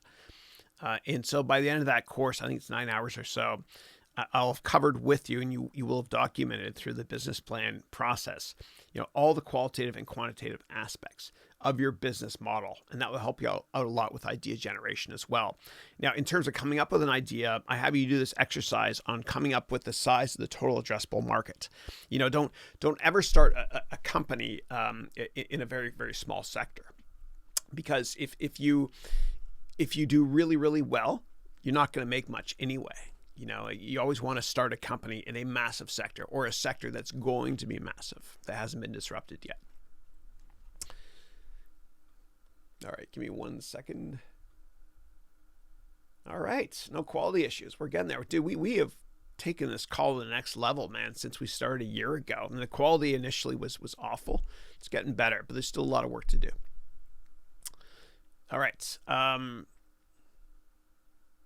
Next up is Robin, who's saying, I'm very much looking forward to starting the MBA program. Awesome. And then you're saying here, what's the best way to prepare after doing 2 courses from you? There's no way to prepare. There's no way to prepare. Just come with an open mind. It's going to be fun. It's going to be fun. It's kind of like, this is going to sound out there, you don't prepare before you go see a movie. It's going to be fun like that. It's going to be fun. Yeah. And we're going to start from scratch too. Yeah. And those 2 prerequisite courses are on Udemy. For those of you not familiar, I have you take 2 prereq courses. One is Introduction to Finance, and the other one is an entire MBA in one course. So take those 2 courses, please, before you start. And if you don't understand all the concepts taught in those 2 courses, don't worry, because I will discuss other examples and many case studies to reinforce what we're going to learn. You're going to love the first case study. You're going to love it. I'm not going to give it away yet, but it's a lot of fun. I have Matt Lacousse, who's an amazing videographer, working with me, and we're going to make this a cinematic masterpiece. All right. And I've gotten some questions on, I've taken Udemy courses, and can I get, can I get a discount in the MBA? Absolutely. So I have, I think it's 26 or 27 courses that you can buy on Udemy. And this only applies to what I'm about to say for Udemy, no other website. But if you take my courses on Udemy and you complete them, then for every course that you submit, you get $10 off, meaning every certificate of completion. So for example, if the price of the MBA degree program is $499, which it is, and you take 27 of my courses at $10 each, and you complete all 27. If you mail in the certificate of completions for all 27, that means you get $270 off. $270 divided by $499 is 54%. It's a big discount. Okay, next up is, and if I missed any questions in between, please ask again. Lamarck is saying, during our MBA degree duration, are you going to mentor us on how to put up a company? I may be visiting the US this December. If my visa gets approved, I'll be in San Francisco. Hope to meet you there. Yeah, absolutely. We'd love to meet you as well. Yeah. So, and what I'll do is, and I've done this before, is after the webcast is done, the weekly webcast, I've met with people at one of my favorite coffee shops here close to the San Francisco airport. Yeah. And yeah, I am going to mentor you as well. There's going to be one-on-ones, right? So we're just setting up this website calendar application called Calendly, where you're all going to sign up for one-on-one time with me. And in the second half of the degree program, and you can use that one-on-one time any way you want, to help you start a company, or me give you feedback on your resume, LinkedIn profile, or how you present, how you interview, whatever you want. You're the customer. But in the second half of the degree program, meaning in semesters 3 and 4, you're going to start a company. And I'm going to walk you through that, and you're all going to present to me as well. All right. Kurt is saying, I changed my cell phone providers to get unlimited data so I can listen to you on my entire commute. Take that as a compliment. I love it, Kurt. Thank you. I use T-Mobile. It's awesome. And when I go to Europe and the Middle East, actually, I actually get unlimited data as well. It's amazing. T-Mobile is amazing. Competition's good for the consumer. Thank God there's lots of telecom companies out there. And thank God Android exists. Otherwise, we would be paying for every iOS operating system upgrade. I used to pay for upgrade software in the past. Okay. And then Harshit is saying, sir, I'm Harshit from India. How are you? I think I've seen you on the call before. I'm currently doing biotech in computer science. I'm very confused about my career as what should I do? I have no mentor. Sir, please explain to me what I should do. Yeah, that's kind of a tough question. So I recommend taking my complete job course and also taking my 30-day challenge to a more productive and happier you course, because there is a goal setting workshop in here on steroids that'll help you kind of crystallize your thought process and understand, where you should be headed career-wise. Here's just the goal setting page here. And that will help you a lot. But the bottom line is that you got to do what you're most passionate about in life. Too many people choose their careers to impress other people or make other people proud of them, like their parents or whatever it is. I'm not saying that's you, but in general, if your parents want you to be an engineer or, God forbid, a lawyer, don't do it for them. Do it for you. If it makes you happy, do it. Otherwise, you're always everybody else's prisoner in your mind. This is your life. You got one life to live. And if you wake up in the morning and you tell yourself you're going to work, then with all due respect, you're doing it wrong. You got to find your passion, your raison d'être. What was the reason you were put on this earth? And Mark Twain had that great quote, which is the two most important days in your life are, number one, the day you're born, and number two, the day you find out why. Just figure out what makes you happy in life and run after that. And I promise you'll be successful. I promise you, as long as you're willing to fail a bunch of times. Please fail a bunch of times. So, it's and you might not find your passion and purpose till later in life. For me, I wish I didn't work on Wall Street. I wish I went right to teaching. It took me a while. But if you chase money, you lose your dreams and your money. If you chase your dreams, as long as you're willing to fail a couple times, at least, please fail a couple times at least, then not only will your dreams come true, but the money will come, I promise you, accidentally. It's true. Anybody that's been very successful in business or any aspect in life has failed more times than you and I have combined. So for every successful entrepreneur you hear of out there, one thing they don't tell you is how many times they failed. They failed a lot. Even Bill Gates, one of his first companies was called Trafo Data. When you're on the road and you drive over those little wire bump things, counting cars. That was one of his companies. It failed. A lot of people have failed in business. J.K. Rowling, God bless her. She was a single mother, and she was an assistant. She hated her job, and she got rejected about 30 times from different publishers. She failed a lot, but she followed her heart and what she loves doing most, and she was successful because of it. And even with me, like, people think I'm crazy doing what I'm doing. I get calls from venture capital firms and hedge funds saying, "Chris, do you want to come back? Are you finished doing this little teaching thing?" No, this is what I want to do. This is me. It's embedded within the DNA subfabric of who I am. This is what I am. This is what I want to do. I don't care if I can make more money doing something else. I don't care. This is what I want to do. And no one that's ever changed the world or created a successful company has done it just for the money. It's never been about the money. They're just passionate about what they do. Check out Sir Richard Branson. Doesn't have an education. You don't need one. He became very successful. He's a very positive person, and he's failed a lot too. A lot of people don't realize that. He's failed a lot. And I got to show you my favorite quote ever. Give me 1 second. Hopefully this will work with this new angle here. Michael Jordan said, I've failed over and over again in my life, and that's why I succeed. And by the way, I went to Etsy.com and got this custom made. That's ETSY.com. But no, and as Mark Cuban said, you only have to be right in business one time. That's it. So yeah, and do what you're passionate about. Do what you love doing, and I promise you, you will be successful, and you will live your life in your own terms.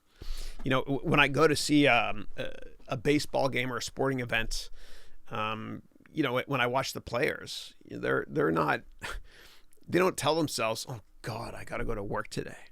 They do it because they love doing it. When Bruno Mars creates a new album, he's not doing it because, he wants money. He's doing it because he loves it. He loves it. Why can't you be a rock star as well? Why can't you reinvent yourself? Doesn't matter how old or how young you are. Keep chasing your dreams and don't give a damn what anyone thinks of you. Otherwise, you'll always be their prisoner. But if you keep chasing your dreams and you fail a bunch of times, and I want you to, then you will become not only very successful, but very happy. And the money will come eventually. It will, I promise you.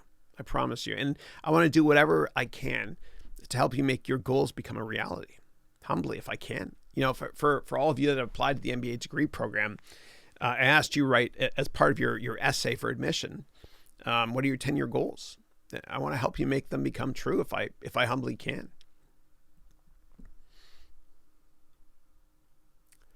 All right. Okay, and Danios is saying, hi, Chris. Glad to be here one more time enjoying your webcast. Thank you, Danios. Danios is from Alberta. He lives close to my favorite place in the world, which is Banff, B-A-N-F-F. Beautiful place. You all got to go visit there. And Kurt is saying, is there a reason why you say Nike versus Nike? I think I missed the story. I grew up near their third world headquarters. Oh, wow. Yeah, Nike. I call it Nike. Is it Nike? I might be pronouncing it wrong. I pronounce things wrong sometimes too. I make a lot of mistakes. Like whenever I play with my kids, Mario 64 or Super Mario Odyssey, they always say, "Dad, who's Mario? It's Mario."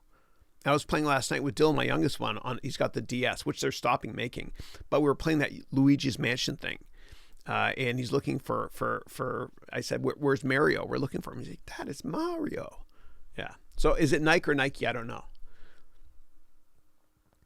And Stella's saying, what's your favorite podcast to listen to? Yeah. So my favorite one is, it's called TWIT, which stands for This Week in Tech, which is by this great guy, doesn't live too far away from here, actually, named Leo Laporte. He basically, it's like 2 or 3 hours long. He records every Sunday. And then Monday morning it hits the web. And he talks about cool tech trends, like fun stuff, like the new Apple Watch or whatever, this Ember mug, which I wish I didn't buy, but it's supposed to warm your coffee.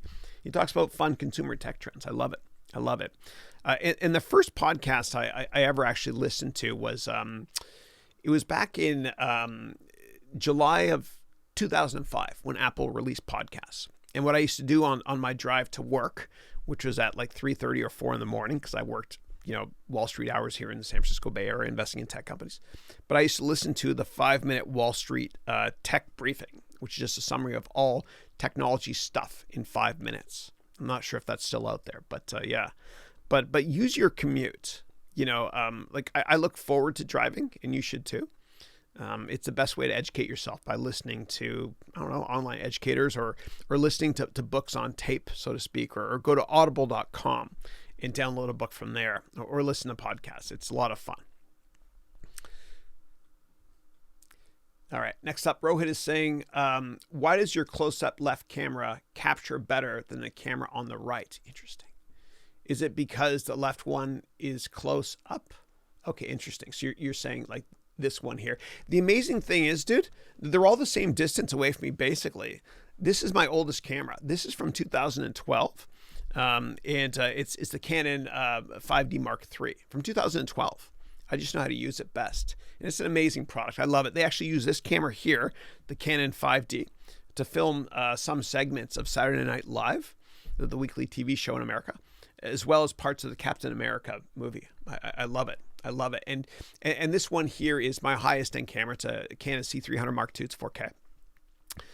This has got a bigger image sensor than the other ones. And so it's the best one I've got. And this one here is similar as well. It's just an ultra wide cinema angle lens as well. And then this one over here it's a mirrorless camera, but it's full frame as well, which means the sensor is the same size as other DSLRs.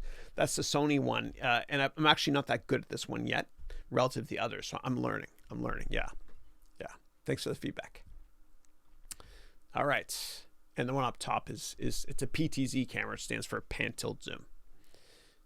All right. Next up is Lawrence is saying, hey, Chris, may I ask you about the MBA program? Because I hope to learn more about how the structure of the content. Sure.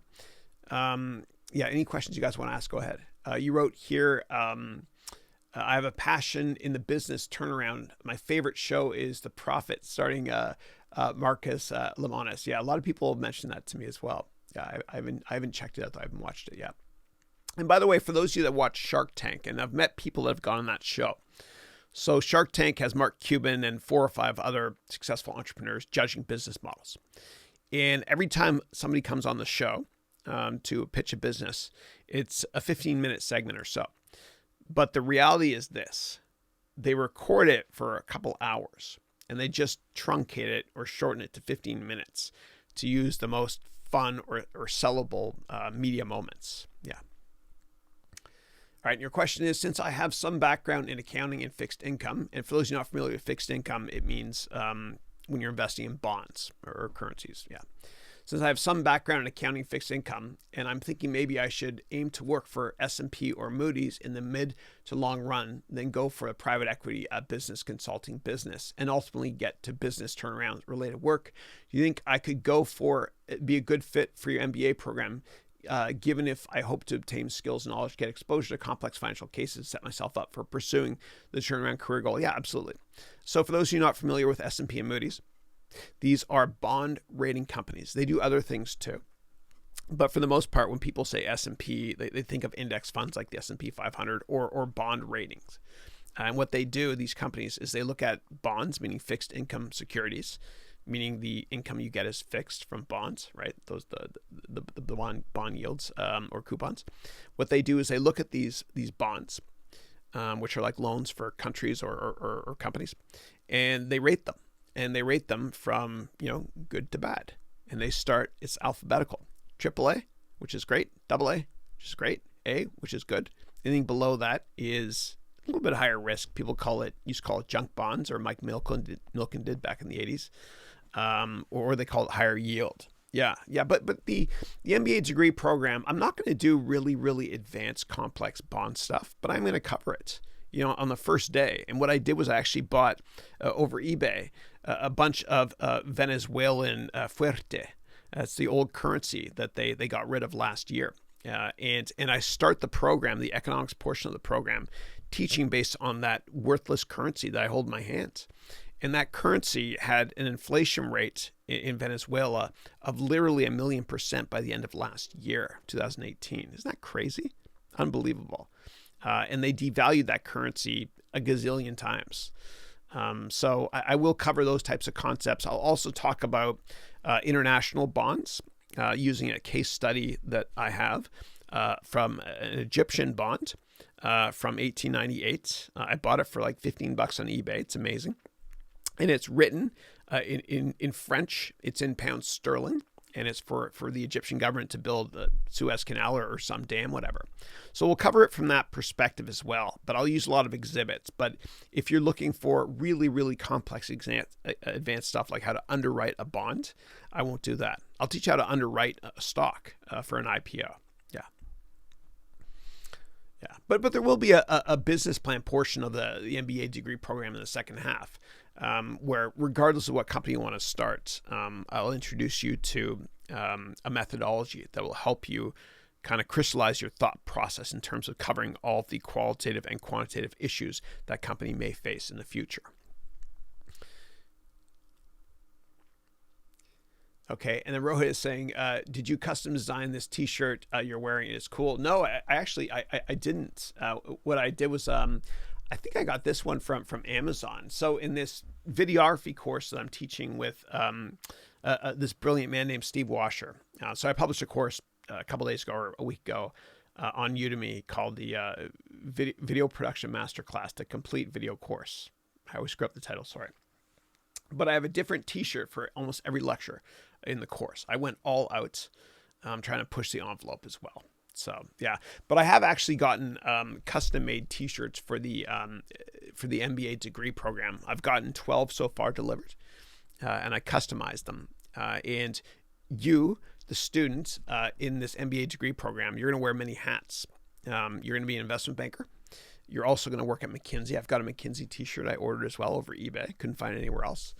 And you're also going to work on a couple turnarounds as well. And I don't want to give too much more detail away because I want it to be a surprise. It's going to be fun. But I've gotten a lot of custom-made shirts done. And they're a bit pricey, like $25 to get a custom-made shirt done from a reputable company, which I've used a lot in the past.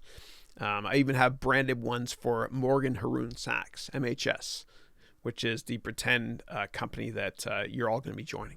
And don't worry if anybody on the call is thinking, oh my God, Chris, that sounds like finance stuff that's boring and too complicated for me. It's not. It's going to be fun.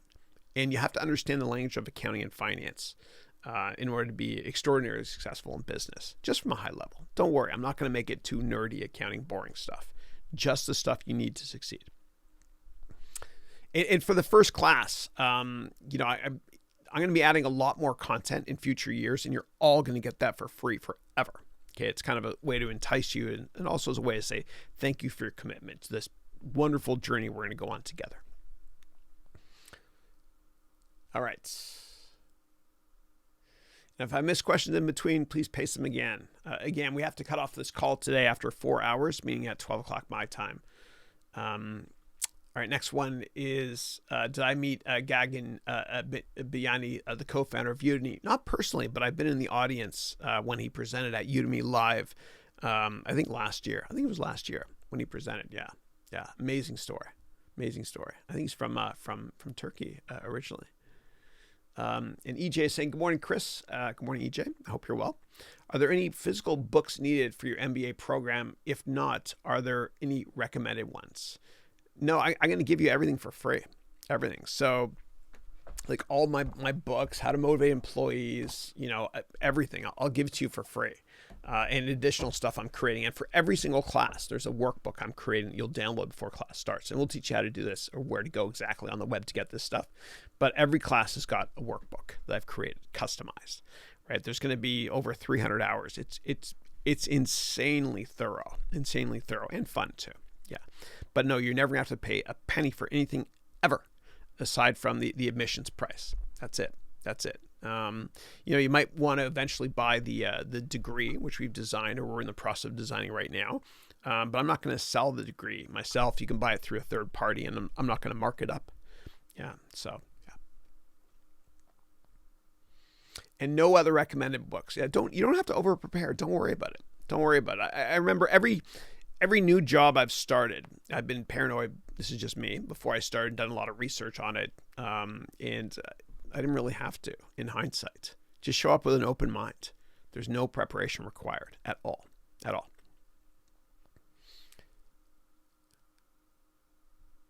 Okay, you wrote here, other than networking, what is the next important skill students should develop to get a job? Just the ability to present, and to present from the heart, and how to structure your logic when you speak using transition words, which I've talked about in a recent vlog.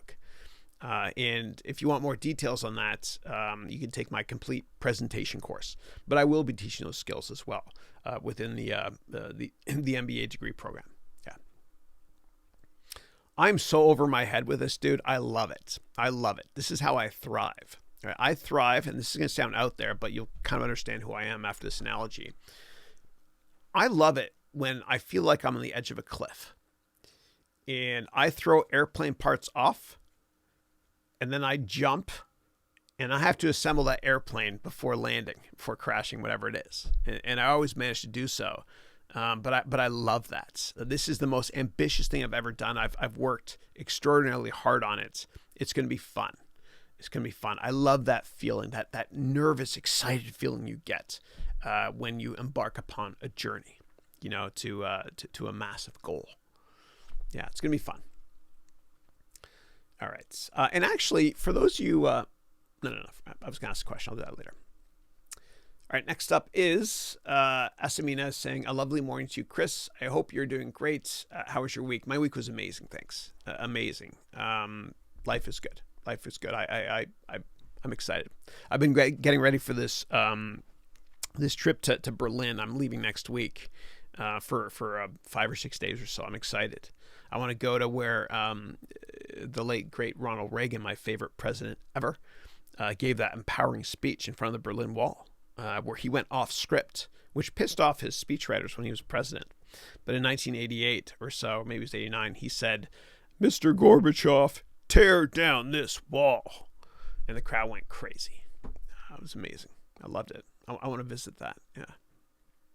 Hey, Kwong is on the call saying, good morning, Chris. Do you think how long the bear market is going to last? I don't know what bear market. I think that stock market's at an all-time high. Yeah, I don't think of it that way. I know that business is cyclical, and whenever somebody says this time it's different, don't believe them.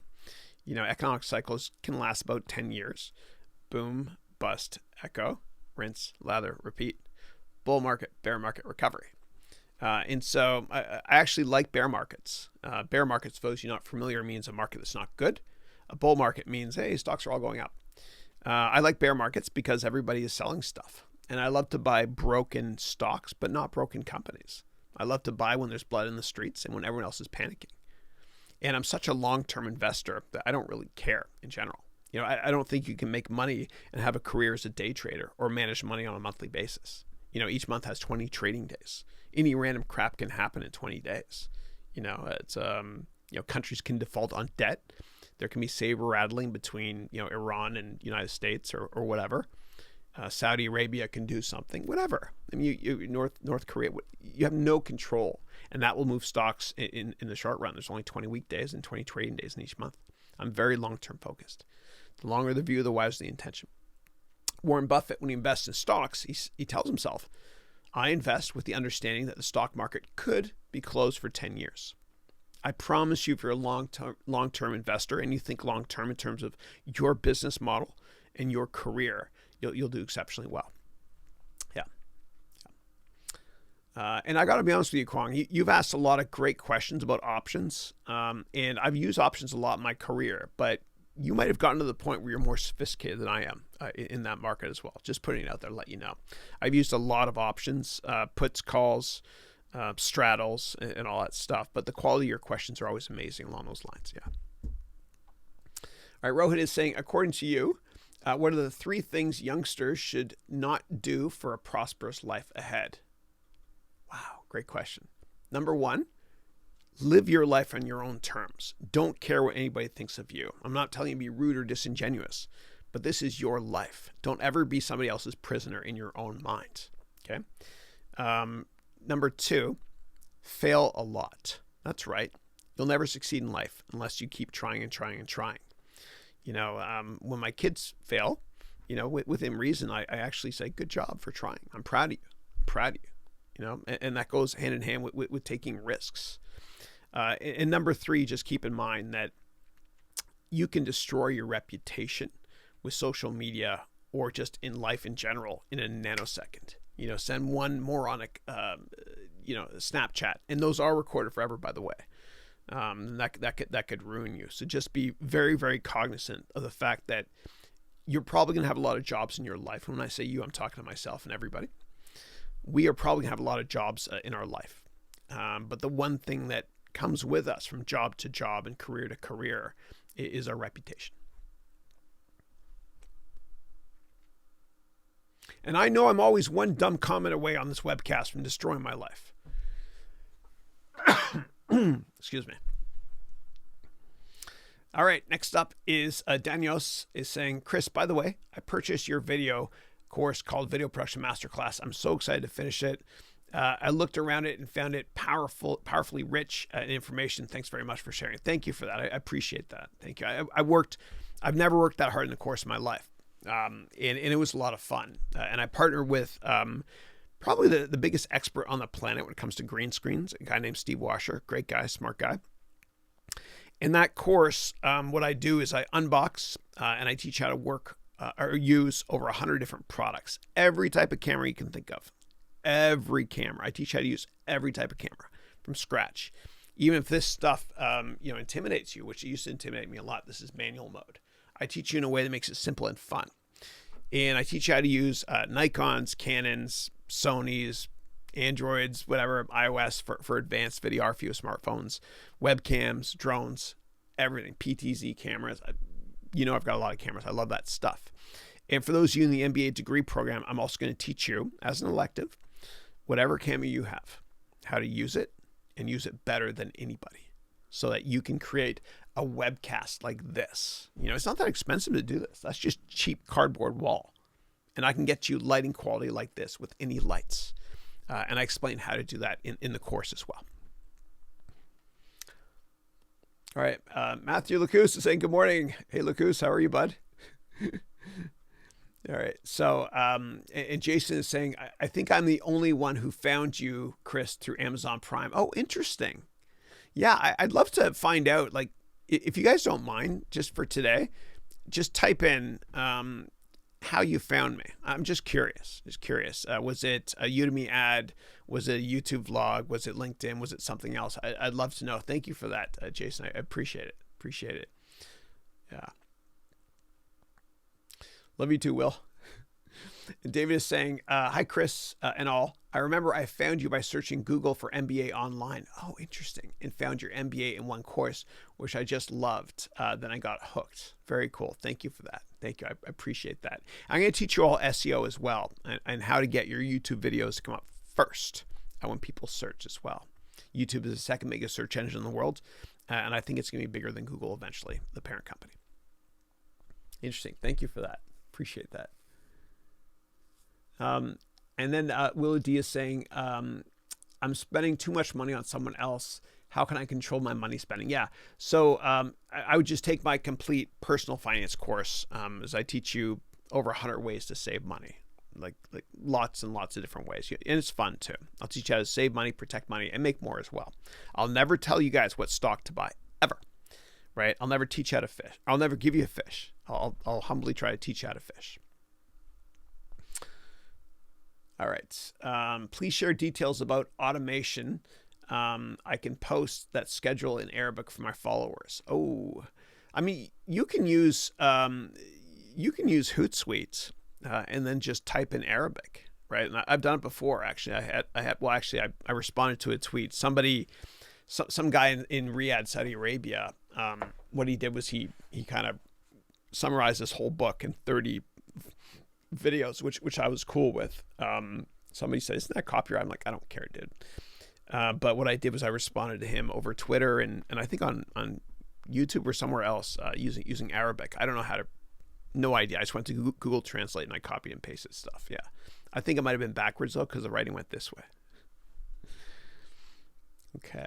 And Willow D, all I can say in Arabic, well, I can say a couple things. My dad, he used to say to me growing up, he'd go, Imshi, ya wallet. And I can also say khamsa, because when I was 5, I asked my dad, what's my age in Arabic? Khamsa, right? That's my maturity level too. All right, Yumi Dupree is here. How are you, bud? Good to have you. And thank you, Andrew, for that message you sent yesterday, the email. Wrigley forwarded it to me. We're glad to have you on board. Thank you.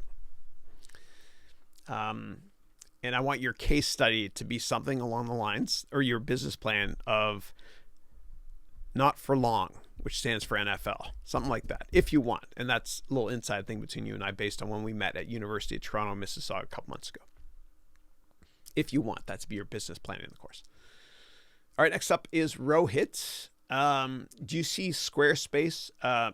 Do I use Squarespace for your website? For the new MBA program, do you use Squarespace to build it? Yeah.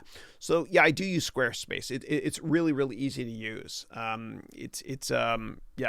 I use, for the MBA degree program, I'm using Teachables as well, which is, it's just a website where you can host your courses.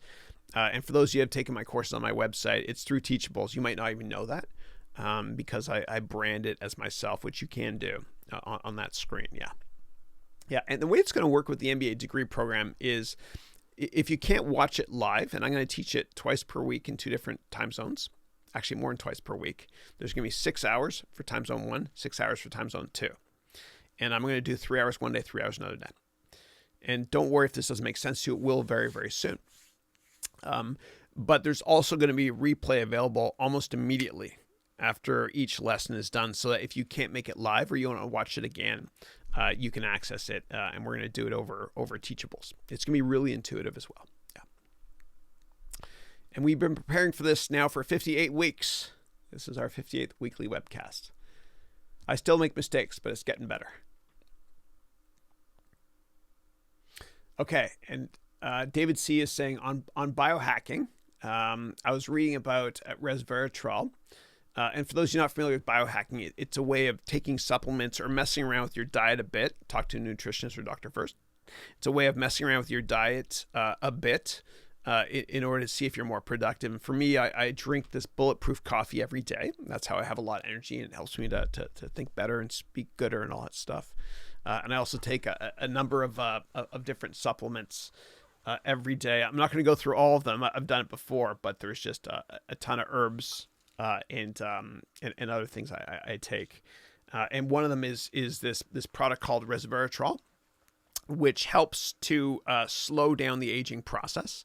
And resveratrol is found in red wine. I don't drink, but some people that drink say that red wine's good for you. because resveratrol is in it. However, you have to have a lot of red wine in order to get the amount of resveratrol you can get in one little supplement.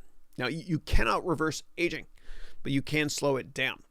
And I take this as part of my daily vitamin and herbs process. I also take something from the head of engineering at Google, a guy named Ray Kurzweil, called anti-aging packs. I get them online. I've been doing this for years. And as part of that anti-aging pack, resveratrol is included. It's included, yeah. Again, please speak with a doctor or a licensed nutritionist before you do what I do. Okay, your question here is on resveratrol. It seems a powder formula would maximize its effects, taking a small amount under the tongue because through the stomach it might destroy it. Oh, interesting. Yeah, the one I take actually, it's see if I have it here. It's just in pill format, and it just kind of like all pills, it'll basically just it'll dissolve as you take it. Let me see which one. I'll show you the exact brand. Here it is here. Yeah. So this is from Ray Kurzweil. This one here. It's just a little red pill. That's all. That's all it is. It just dissolves in your stomach like all other pills. But to your point, and now I understand, by the way, why pills are not like ball shaped. It would roll off the table. I've dropped a couple anyway. I'm an idiot. I get it. Yeah. And then next up, you're saying here, just a tip. I got it from Glenn Meisenheimer, who has a small essay book on Amazon for $2.99. I did work with Glenn in a previous life. Interesting. Thank you. Interesting. If there's a powder formula that you know of, if you want, please provide it here, the link to it. And when you provide links, it says instead of putting .com, you got to spell out .com. Otherwise, YouTube won't let you post it. Thank you for that. All right. Speaking of biohacking, I gotta have some drink here. Hold on. So what I did this week was a little different. With the 7 things I created, 7 super drinks I create every Sunday, I put jalapeno in it. It's good for you, I was reading. It's a little spicy. I tried it once with habanero. Dude, habaneros are brutally hot. I can't do that. So, my kids are into these spicy Cheetos these days. All right. Stella is saying, I'm done submitting my application online a couple weeks ago. Hopefully I get in. Excellent. And then Wrigley's on the call. I'm sure you got Stella's application. Thank you. Yeah. And you can still apply now. Anybody is still interested. Yeah. Okay. And Rohit is saying, which is better career with a consumer science degree, a business analyst or a software developer? I think if you want to be super techie, software developer. If you want to kind of understand business processes and still use some tech, Python, whatever it might be, business analyst might make sense. But what's important to me is not what's better.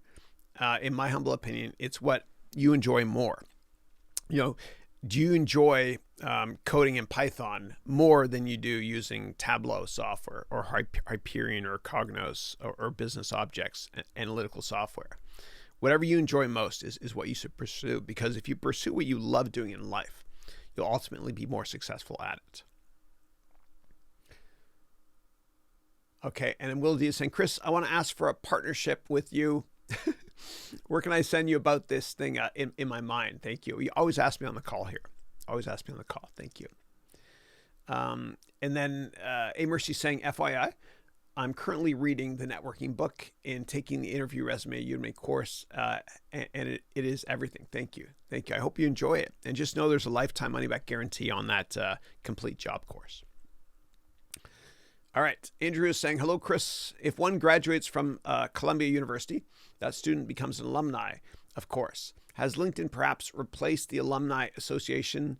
I belong to a Southern California alumni, but I see you don't see it there. I don't know. Sorry. I don't know. You can ask LinkedIn support. I'm sure they'll get back to you. Yeah. I'm not sure. Sorry. And then Rohit is saying inventory destroyed Pablo Escobar as well. He had to bury billions of dollars in Colombia. That's right. Yeah. Yeah, I watched Narcos. God, Narcos was good, man. On Netflix, I watched every season. And that dude that plays Pablo Escobar, I think he's Brazilian. Yeah, it's great though. It's a good show. And Michael, the Aquahood, is saying, hello, I just joined the webcast. Hi all. Michael, glad to have you join us. Michael's from England. And then Will D is saying, sorry, should I add Google Ads to my website or rent the banner for others? I don't believe in banner ads. It's kind of like Yahoo circa 1998.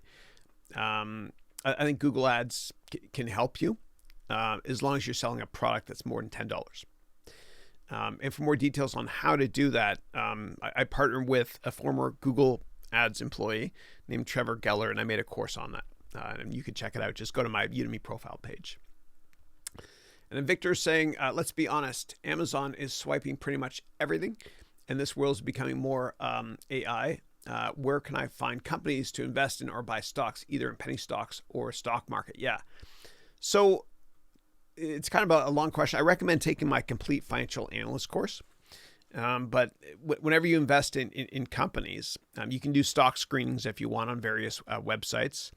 But I prefer for you to invest in companies that you've used the products and tried the products, and you can answer this one question.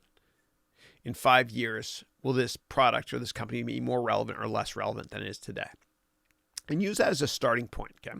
Then do research on the management team, build out the financial model, and there's much, much more behind that as well. I have a 22-hour course called the Complete Financial Analyst Training and Investing Course, and that'll answer your questions in more detail, yeah. And in the MBA degree program, we'll go into even more detail on that. Okay. And Vipul is saying, good morning, Chris. Hope everything is good. Good morning to you too. Things are great. Thank you. And the Will of D is saying, I purchased your complete business plan course. It looks amazing, unbelievable. The Excel work, oh God. You wrote, but I'm lazy as, shall I finish it first, then go for the MBA? Completely up to you. Completely up to you. We're going to cover creating a business plan and you creating a business plan in the second half of the MBA degree program, meaning semesters 3 and 4, which is the second half of calendar 2020. Thank you for that. And Gregory saying, hello, Chris. How are you this week? I'm awesome. Thank you. And you wrote, did you read some companies want to pay bonus in cryptocurrency? I didn't see that. I'm not surprised, just given the fact that currencies globally are very volatile, depending on what currency it is. And so if you get something more stable, relatively speaking, like a Bitcoin, that might be a better investment than a traditional fiat or paper-based currency, of which you have no control in the supply. That's a problem with money. And one of the early lessons in the MBA degree program, I'm teaching you why money is the worst investment you can make. And I won't spill the beans or give you too much more details on that. But the problem with money is you work hard to make it. And then some other entity, meaning the government, can print a lot more of that money and dilute your net worth a lot. It's not fair, which is why I really recommend diversifying into different asset classes in different countries with different currencies. And I'll cover that in the MBA degree program in a lot more detail. Yeah. And you can also take I have a 24-hour course called the Complete Cryptocurrency Course, which will teach you everything you need to know about cryptos. Okay. A Mercy is saying, I will make an application to the MBA program today. I truly hope I am accepted. Thank you. Thank you. And anybody still interested in applying, please do so. Thank you. And Will D is saying everything from home. Yeah. Everything I do is from my home here. And I'm assuming my students as well will be doing the MBA degree program from home, either on a mobile phone, a tablet, or a desktop computer, or a laptop, or whatever operating system is going to exist in the future, VR, whatever it is. We will be there. We will be there with this platform. And everything I'm doing is high quality as well. And everything is 4K, even though most people won't watch it on 4K. In fact, I track everything with Google Analytics and YouTube Analytics, I should say. And I see on this call, most people are watching it in 720. Some people do 1080 and some do 1440, which is the highest resolution I can use right now. And a few use less than that. Yeah. But no, the MBA degree program is going to be, the cinematography stuff is going to be off the charts. It's going to be amazing. It's going to be fun and inspiring. Kunal is saying, passion is rare. Put aside the question of whether your job is your true passion and instead turn your focus towards becoming so good they can't ignore you. 2, figure out what you like to do and then find a place that needs people like you instead of just blindly running away from something that you hate. And then you wrote here, in the hope of finding something you love, only to find out that you don't have enough skills to excel at all at your passion, and now you're facing the worst dilemma in your life. And 3, we take the ideas we've inherited or that we've stumbled across and we jigger them together into some new shape. Nice quote from Stephen Johnson. Thanks for that. And then you wrote here, only pursue a bid for more control if you have evidence that it's something that people are willing to pay you for, using money as a neutral indicator of value. Yeah, it's interesting. Okay, good. And you're summarizing that book. It's fascinating. It's fascinating. And as you're writing that in there, and thank you very much for summarizing that, I was also thinking that if you write a business plan first, you won't make the mistake of starting a company that is not going to succeed. And failing to plan is planning to fail, which is why I released that complete business plan course about a year ago now. Most people start a company and they don't write a business plan first, and it's moronic because it can destroy your life starting the wrong company, in your personal life too, and your net worth and all that stuff. And so through the MBA degree program, you're all going to write at least one business plan. And sometimes I'll write a business plan, kind of like when I'm writing up a one-page stock investment idea, and I'll stop halfway through, and I'll never complete it because I realized through the due diligence of documenting it that it's just not a good investment, or it's just not a good business plan. And for anybody that takes my complete business plan course, if you're 1 hour into it, the course, and you're like, oh my God, my business plan is not as good as I thought, I'm not going to launch it anymore, then I've done my job. I've also done my job if you launch the company and do exceptionally well.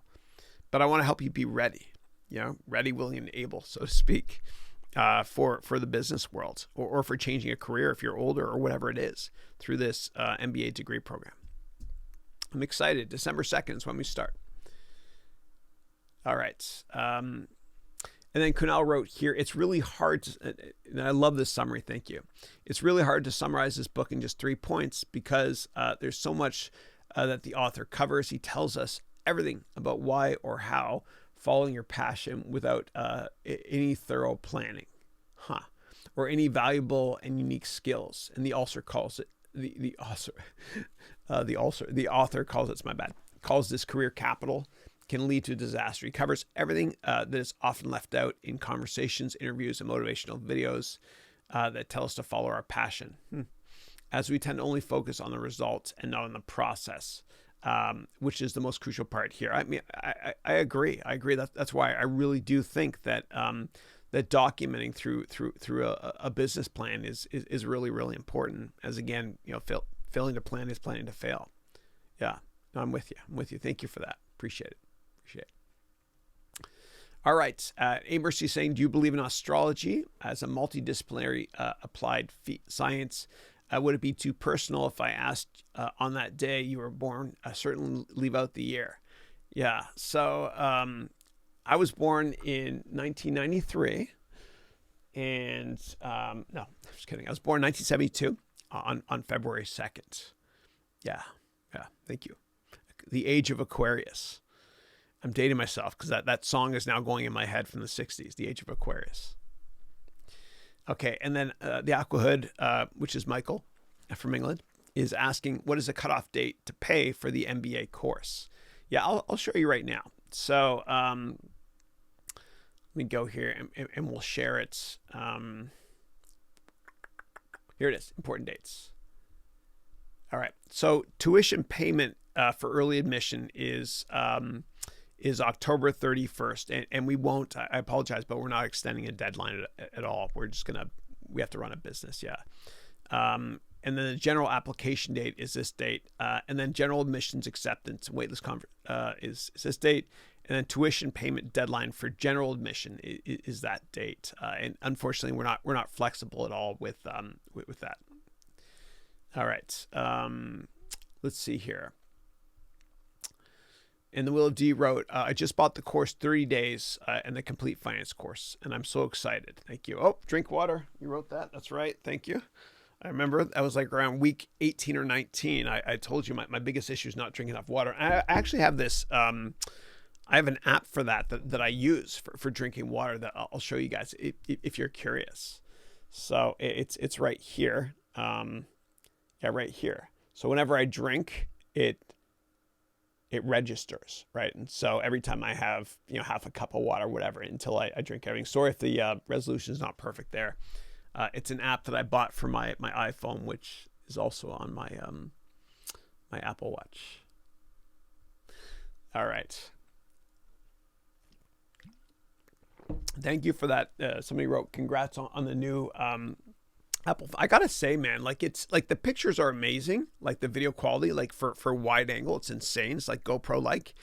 However, the battery is not that great. Like it bugs me that how so many consumer electronics companies will basically say our battery lasts up to this many hours, and it's usually half that. I don't think the battery's that much better on this. They say 50% better. No way, man. I think it's the exact same. So I don't know if other people are complaining. Maybe I just got a faulty iPhone here, but don't get it just for the new battery. It's not worth it. Yeah. All right. Next up, we have got Offshore is saying sometimes people buy the courses, been excited, but do not have a mentor or group support to walk through while building their business with smart course. Do you have a solution for it? Yeah. So in the MBA degree program, there's going to be group projects, and that will be support for you as well. And I'll also provide you feedback through some one-on-one calls as well. Everyone will get one-on-one access or one-on-one video calls as well. Yeah. All right, next up is Maz is saying, hi, Chris, cool shirt. I'm on the board with the Haroun Ventures MBA. Excited, brother. Excellent. Well, I'm excited to have you join us as well. Thank you. Okay, Arun is saying, any tips on how to pull an all-nighter? Wow. Well, I think if you exercise a lot, your body's more forgiving for when you do that all-nighter. It repairs itself faster. So I would say just in general, exercise a lot. But I don't, I can't think if I don't get a decent amount of sleep. I get 7 to 8 hours of sleep almost every single night. And I think you need that minimum amount in order to be very, very, to think very clearly, so to speak. And I know Bill Clinton, when he was president, used to only get 4 hours of sleep per night. Some people can do it. I just can't. I think it's healthy for you, and you'll live longer as well, and you'll be happier if you get 7 to 8 hours every night. But if I had to stay up all night tonight, more caffeine, I guess. I drink my favorite drink on the planet, which is not good for you, which is Coke Zero. I love. Or Mountain Dew. Diet Mountain Dew has more caffeine than any other drink. And there's Red Bull as well. Yeah. But careful with that, though. Next up is, can you also spell the time at the side of the name in the comment box? It's really confusing in replay videos. Spell the time. Yeah, so the way we do it, and really is a perfect job on this, is in the description field after we finish the webcast, within a couple days or so, what he does is he documents all the times.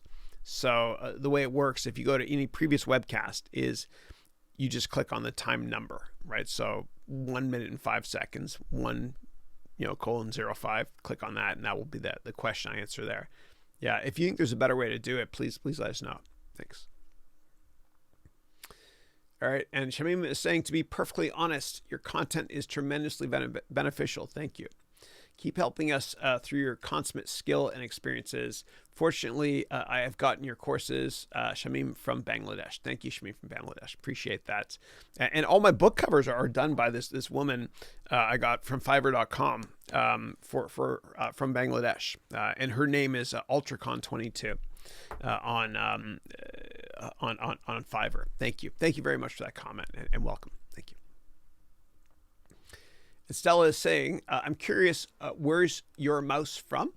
I love how you set up your studio, looking fabulous. Thank you. Yeah, so this is just I have I bought this. It's an iMac Pro computer a year ago, or December last year, and it came with the space gray mouse. And you can buy these as well. You don't have to get the Apple brand.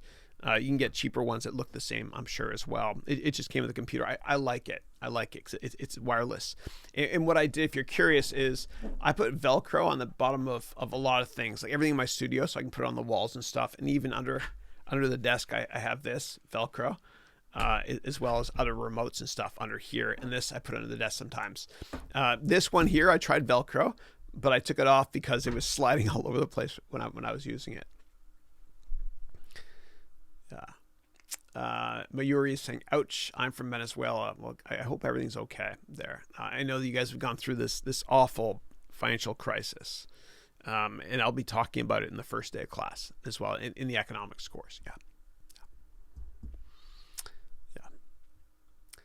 Okay. And Andrew is saying, the general market does not appear bearish, but is there a mini Head and Shoulders forming? Or perhaps formed, yeah, and that's a technical trading term where you could see kind of the market peaking and then could drop off as well. Yeah. I don't know.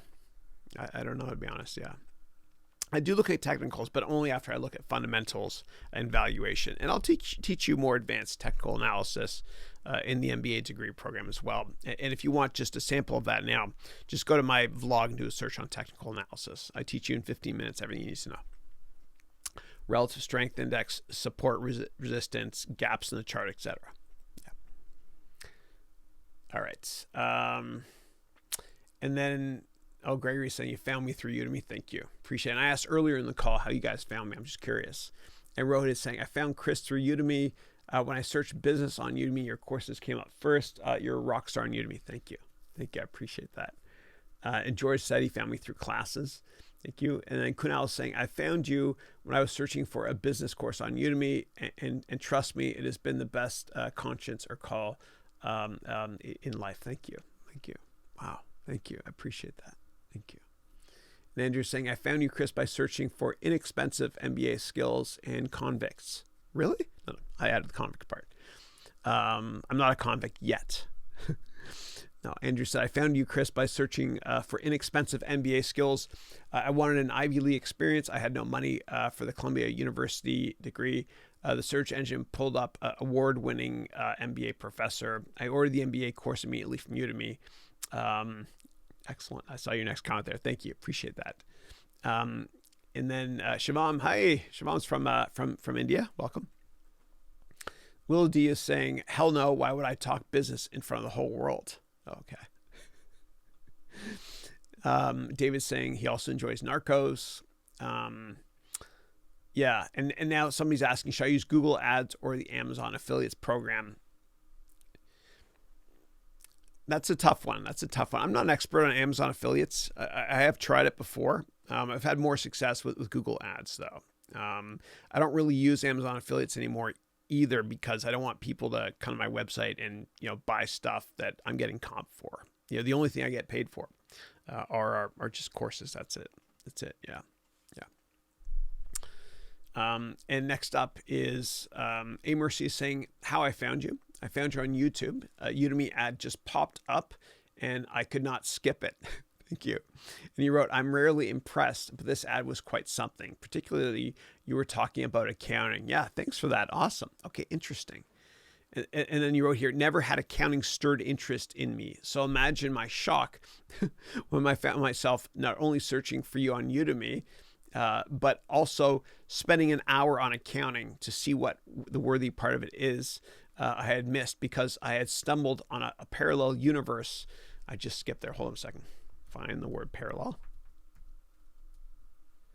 Parallel of one L's or two L's? Don't answer that. This happens to me sometimes. I'm so sorry. Here we go. I stumbled on a parallel universe where the cool dude is an accountant. Thank you for that. And you're currently taking that course. Thanks. Yeah. So that trailer, by the way, I made that in that one I did over in Prague. And I did in Prague because it was cheaper to do it there. And I also rented an entire data center in Prague so I could do the trailer for my complete cryptocurrency course. And during that trailer, I was so sick. you can't tell. We had to mouth over all the stuff. I worked so hard right before that, so I had to mouth over everything. Yeah, thank you for that. That was a fun one to make, and all the credit goes to Adad, who made that. He's awesome. He's awesome. And Danios is saying, Chris, somebody asked for your birthday, what time exactly were you born at? Cheers. Thanks. I think it was like 4 a.m. or something. My dad told me it's true. He said he had an awful headache that day. Thank you, Dad. I love you too. Yeah. 4 a.m. I was born in London, Ontario, which is an hour and a half south of Toronto. And then in the United Kingdom, they actually named London after that. Yeah. Just kidding. Every city in Canada is either named after a city in France, England, some parts of Europe, as well as First Nations. Okay, cool. And if I missed anybody in between, let me know. Please just repost it. And Kunal is saying, what is your role of a business analyst versus business development? Hey,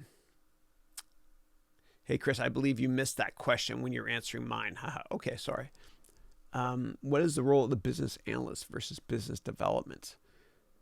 It's tough because analyst is such a generic term now. You know, a lot of, I was an analyst when I worked at a consulting firm in tech. I was also an analyst when I worked at Goldman Sachs on Wall Street. So it's very generic. But when you say business analyst, I think of somebody that is entry level, or somebody that's crunching numbers using software or some sort of sophisticated software package like Tableau, which was bought recently by Salesforce.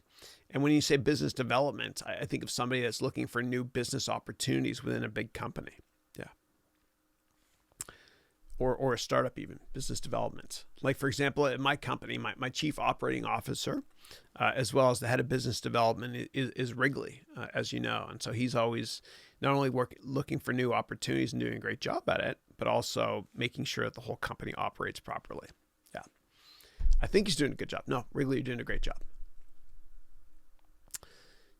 Okay. That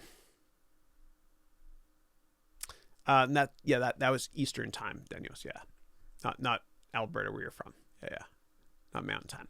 And Uweel is asking, hey, Chris, just popping in to show my application for your hard work and devotion for all the students out there. Thank you. Thank you, bud. I appreciate that. God bless you. Thank you. Thank you. Next one is CNT NYC. A new question. I've never seen you before. CNT NYC. I hope you join us again. Thank you. And then looks like a message is retracted. Okay. And Wrigley is saying, is orange my new favorite color? Orange is the new black. I usually wear black. I'm wearing a bit of orange today. I bought this Apple Watch, and this is one of the bands that came with it. Yeah, it's kind of cool. My son Dylan said, Daddy, you should wear that one. It's kind of nicer. Yeah. I usually don't wear flashy stuff like this, but it's, I'll put it down here if it's distracting. All right. And Akil's saying, how do you change behavior, lifestyle, and everything to become a better you? I tried a lot, but fail to put with a consistency and fall back to the old me. Yeah. Thanks, Akil. Appreciate that. So I think the best way to change your behavior is to not only document your daily schedule, but also score yourself. Okay. And I have a more sophisticated version of this that we'll talk about during the MBA degree program, but let me just show you a little bit here. Okay. So what I do, and I apologize if the focus is not perfect there. I'll put it down here. What I generally do is, and let me just zoom in a bit here, is at the end of each day, after I've completed this daily schedule, I score myself. Okay. That's good there. Okay, great. Excellent. I use that, by the way, Velcro on the back. So what I do is I have my daily schedule, as you all know. And you can get this from harounventures.com/schedule, all lowercase, this template, and customize it yourself. So I schedule my day here, okay? And this is done at 9 o'clock every night, okay? Then at the end of the day, what I do is I score myself, okay? So if I miss a meeting or I'm late to it or I don't get whatever accomplished this time, I'll take 5% off for each one. It's kind of subjective, right? If I didn't spend time with family, I'll take off 10% or more, right? If I didn't go to the gym, whatever, and I should do this more, I'm not doing enough of that clearly. If I didn't do this, I'll take off, 10% as well. If I didn't go for a walk at 1 o'clock to come up with new business ideas, Steve Jobs used to go for a walk by himself all the time, and Bill Gates too. I'll take off marks. Okay. If I didn't get everything accomplished I wanted to accomplish that day, I'll take off marks. And this is just important to me. I know we're all different. I get it. If I didn't say prayers, I'll take off, I don't know, like 30% or something bigger. If I surf the internet too much, I'll take off points. If I didn't get 10,000 steps in, I write 20 because, it's really 10. And then other things as well, whatever. I'll take off marks. And then I'll score myself at the bottom right here. And this is kind of like a personal journal of mine. And I'll provide you with a version on steroids, software-based during the MBA degree program. I don't want to tell you exactly how yet. I'm still working on it. But here's where I score myself. And I don't do this on the weekends because it would really drive me crazy. You need a break. But you could kind of, set up your own schedule like that and also score yourself as well. Another way to break bad habits, so to speak, or your DOC or drug of choice or whatever it is in general, that's a generic statement there, by the way, is to vocalize it. Tell people you're going to do something. If you don't tell people about your goals or ways you want to improve yourself, then you're not really held as accountable as you want to be. I hold myself accountable, but sometimes I'll tell other people. Like I tell all of you that my goal is to make a business documentary and get one of these things in 9 years. It was 10 years a year ago on this webcast. Now it's 9. But I set a goal and a deadline date. And the same thing with my book. When I was writing a book, I told everyone I'm writing a book, and everyone kept saying, how's that book coming? I was like, damn, I got to write it now. You got to set a deadline date. I'm going to accomplish this by this date. I'm going to lose this many pounds, whatever it is, by this date. I'm going to learn this skill by this date. You got to vocalize it. And don't worry if you set your goals too high, because as James Cameron said, the wonderful director of Avatar, as well as Titanic, he said, if you set your goals so high and you fail above everyone else's expectations. But you got to vocalize it. Last thing I'll say on this is this. 90% of people give up on their New Year's resolutions by the 3rd week of January because they didn't set a deadline date. You got to vocalize your goals and set a deadline date as well. All right.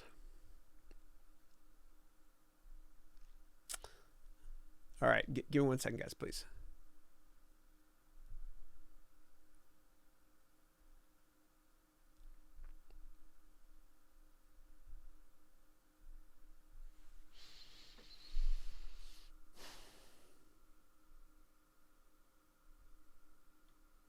Okay, so Arun is saying, I get 10 hours of sleep on normal days, and I still don't feel refreshed. I have to take a cold shower to feel refreshed. Any suggestions? Do you take cold or hot shower? I do a hot shower. Yeah. But I also, other ways to get energy, I try to drink water. I'm really bad at drinking water during this weekly call, but I try and drink a lot. It gives me more energy. I exercise every day as well. If I don't, I don't feel that great. And when you exercise, it's like you're releasing endorphins. That's what your body is doing. It's saying thank you for that. It's releasing serotonin when you exercise. Nobody's ever said this after they've worked out. Gosh, I wish I didn't work out today. Said nobody ever. All right, so you got to schedule time for exercise, nutrition as well. If you go to KFC, which was rebranded from Kentucky Fried Chicken because they want to de-emphasize the word fried. But if you go to KFC and you eat a bucket of chicken or, a thrift pack, whatever it is, yeah, it tastes amazing. Oh my God, it's so good. But you feel like death afterwards. So you got to kind of compartmentalize your life in terms of, a risk reward, pain and pleasure. So, eating that bucket of chicken, whatever, I'll feel this much pleasure while I eat it, but this much pain afterwards. So I always think of things in terms of risk reward when I invest, or pain and pleasure if it's personal stuff as well. Yeah. All right. And I think you'll feel more refreshed if you change your diet, as well as just exercise even more. Yeah.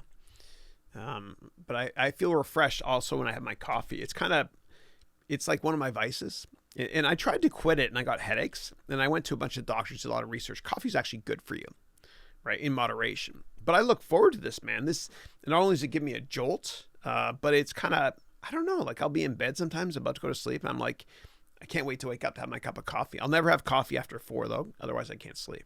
Yeah.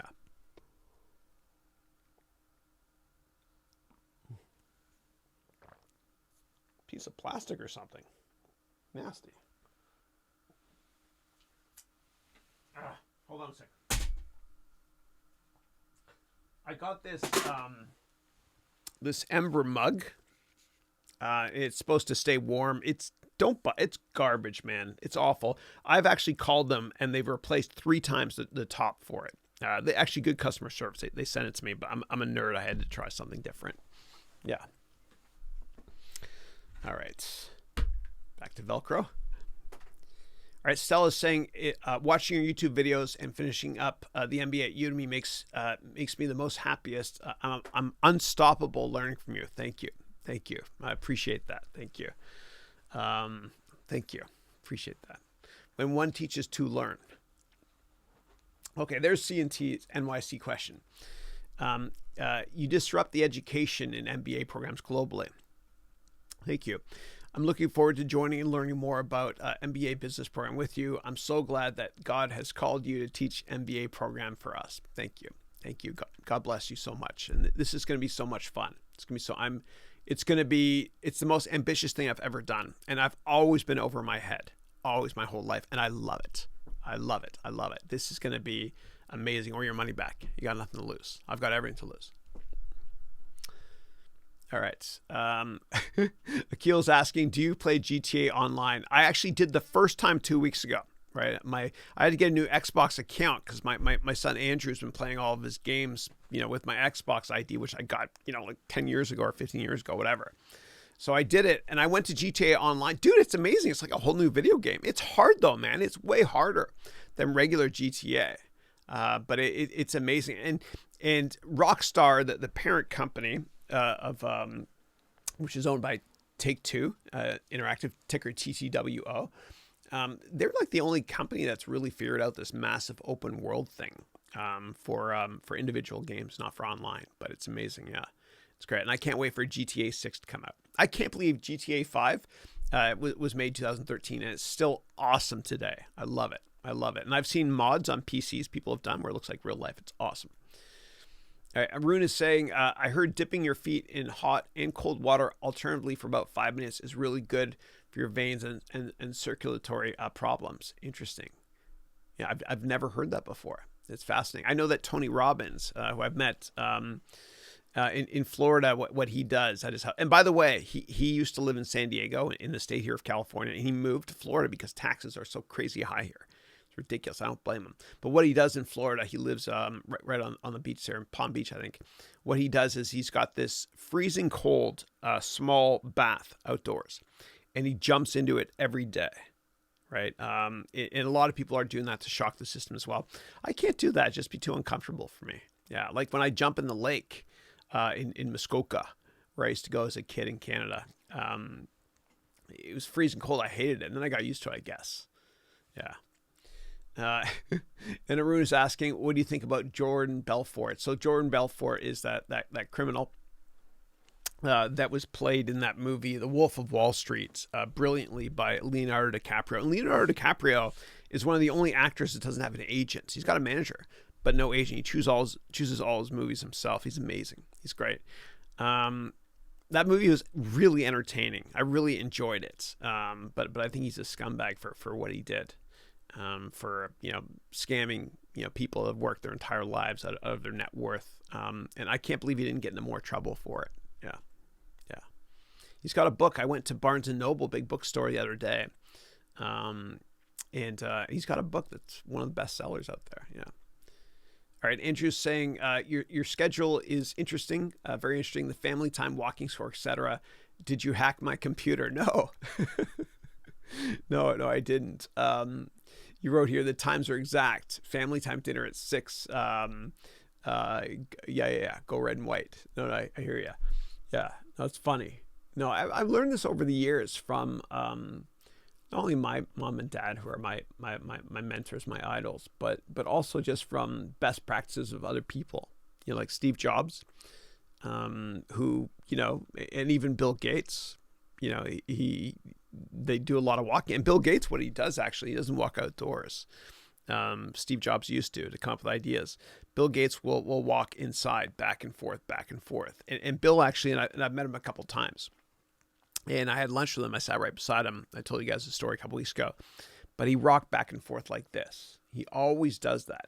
Always does that. Even when he was testifying, or I should say on the stand in 1999, when the DOJ was trying to break up Microsoft. He always does this when he's thinking. And what he's doing is, motion kind of creates emotion. And also, it kind of, when you're moving a lot, your brain rewards you. You release serotonin, even if it's something as simple as this. It is burning calories, as crazy, silly as it sounds. And I've got a stand-up desk as well. And I just ordered one for Wrigley. It's from fully.com. Wrigley, you get your desk on Monday, right? And I think that when you stand, basically you burn more calories, and you can think more clearly too. Wrigley doesn't need any help thinking more clearly, but I bought him this little stand for his desk where he put his keyboard on because he complained about his back. And then he sent me a picture of it, and he said thank you. And I saw his desk, and I'm like, dude, I gotta get you a better desk, man. And so Wrigley, I don't know if you're still on, bud. I think you are. Love you, brother. But hopefully it helps. Yeah. Oh, and Wrigley told me I missed the. Thank you, Wrigley. Wrigley's still on the ball. I got to show you what Wrigley is. He's my rock. He's my Jobs, and I'm Wozniak, or vice versa. But he told me I missed this question here. I got to figure out this focus a little bit better. But I just answered that one now. Thank you. All right. And Stella's saying and earlier in the call I asked people how they heard of me. I'm just curious from a marketing perspective. Stella said, I came across you through Udemy, your MBA course featured in the very first recommendation section. Thank you. Thank you. And Stella's saying, it first caught my eyes and I had to jump in right away. That is the most greatest thing happened in my life. Wow. Thank you, Stella. Appreciate that. Thank you. And Andrew is saying, to get over the 10 hours of sleep and not feel refreshed, put a couple of peppermint and rosemary essential oils into the palm of a hand and rub it into the scalp, forehead, temples, and feet. Interesting. I love stuff like this because I've never heard that. I experiment with everything. Thank you for that. Interesting. Huh. And you wrote, I have the exact same canister drinking mug. The top does not screw on easily. The top gets stuck. Yeah, dude, the top sucks. It's brutal. It's brutal. I've complained so many times. And Ember, E-M-B-E-R, the Ember Corporation, they got great customer support. They've sent me a couple of replacement lids. Yeah, but I wish I didn't buy it. The problem with being a nerd and an early adopter with new technology is sometimes I get screwed over. Like this new iPhone, dude. Like I just had to have it because I'm a geek. I get it, but it's just the battery sucks. The battery sucks. All right. I love to take risks, though. All right, Rohit is saying, I just watched an interview of Jordan Belfort. He's very ethical now. Oh, yeah. I think he just caught up in Greed is Good, Michael Douglas fiasco. Yeah. And Michael Douglas, for those of you not familiar, he won Best Actor for 1987 for his role as Gordon Gekko, the criminal Wall Street dude in the movie Wall Street by Oliver Stone. And Michael Douglas, I knew every line of that movie when I was a kid. Every line, right? And we used to, here's what we used to do in my fraternity house. We play a little bit of NHL, hockey, Sega. I'm dating myself. Maybe watch a bit of that movie, and then we go out having fun, whatever. But I knew every line. And a lot of people on Wall Street know every line as well. And what happens, and I think that, and I've vlogged about this is out there, but I really believe it, that Gordon Gekko, that movie, was one of the reasons why we had the financial crisis in 2008. It's crazy.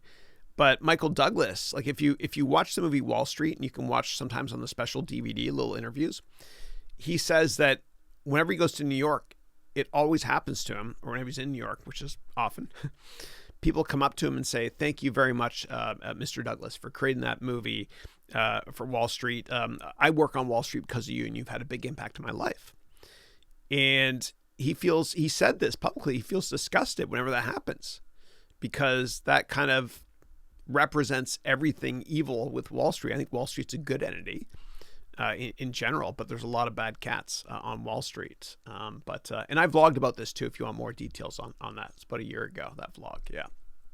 But I do love that movie. Yeah. And then Rohit says, a lot of great potential go wasted due to greed and lack of long-term mentality. Yeah. And Michael Douglas, you guys can all YouTube this if you want. He gave this, oh my God, the speech was amazing. The way he delivered it.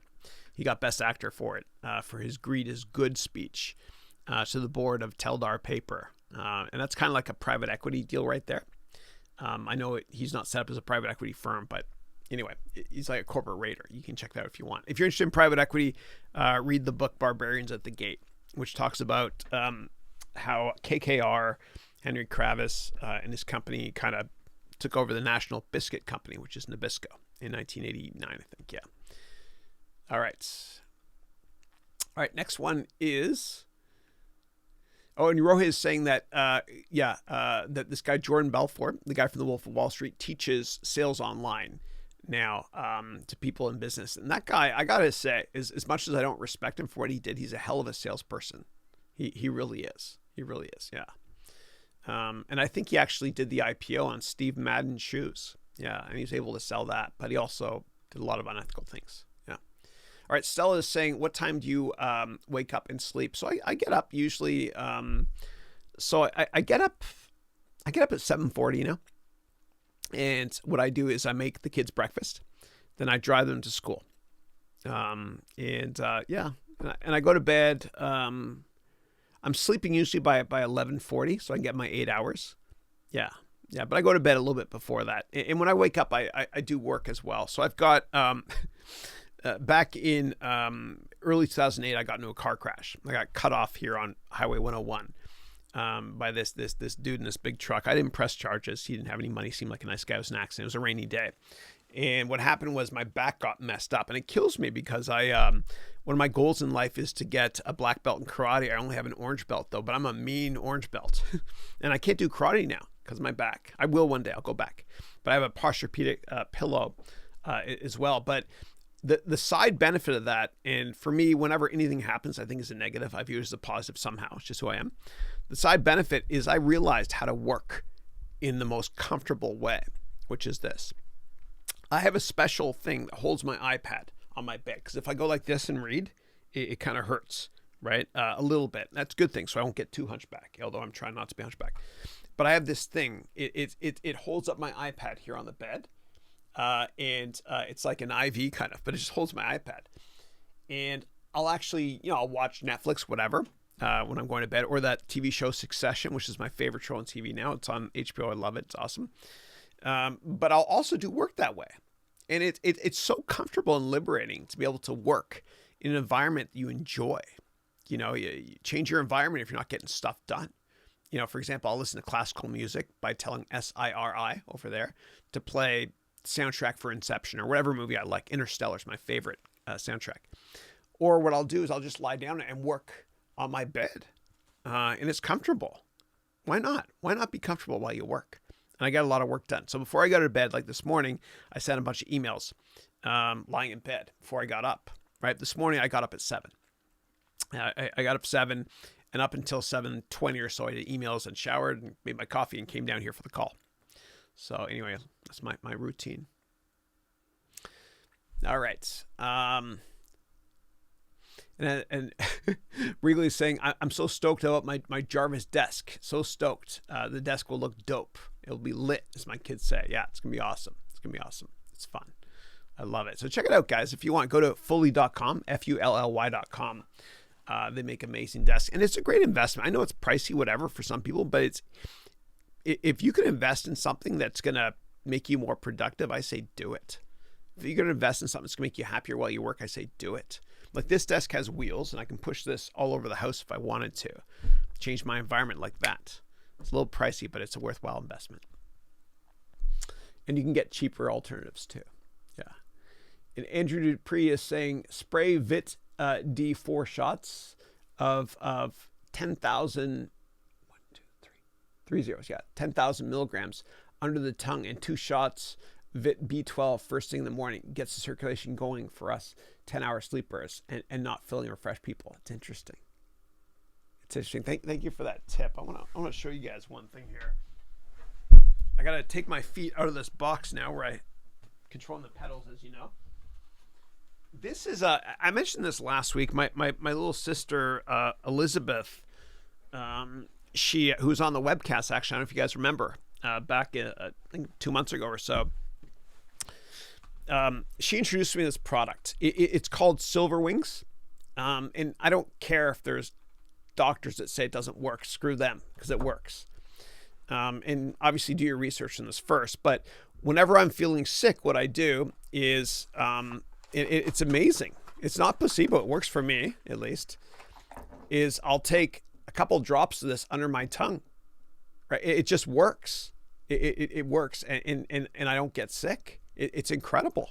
This thing is like, it's off the chart. And, one data point doesn't make a trend, but it saved me a couple times. Whenever I'm starting to feel sick, I'll take this. Again, do your research, please. But I thought of this, Andrew, because I also put this under my tongue as well. And you're supposed to hold it there for 10 seconds. So it goes in your blood system quickly. Yeah. All right, cool. Thank you for that. All right. And I only see one more question here.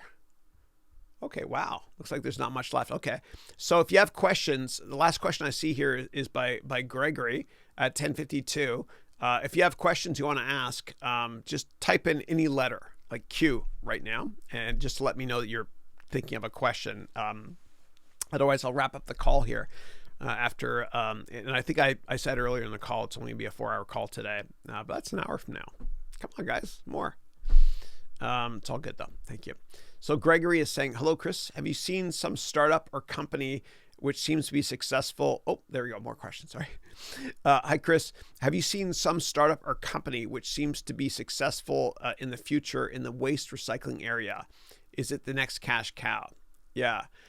I don't know much about that industry. I read the biography of Wayne Huizenga, who started the company Waste Management, ticker WM. He also used to own Blockbuster and the Florida Marlins, which he sold both well in advance of the decline in valuation of those two companies.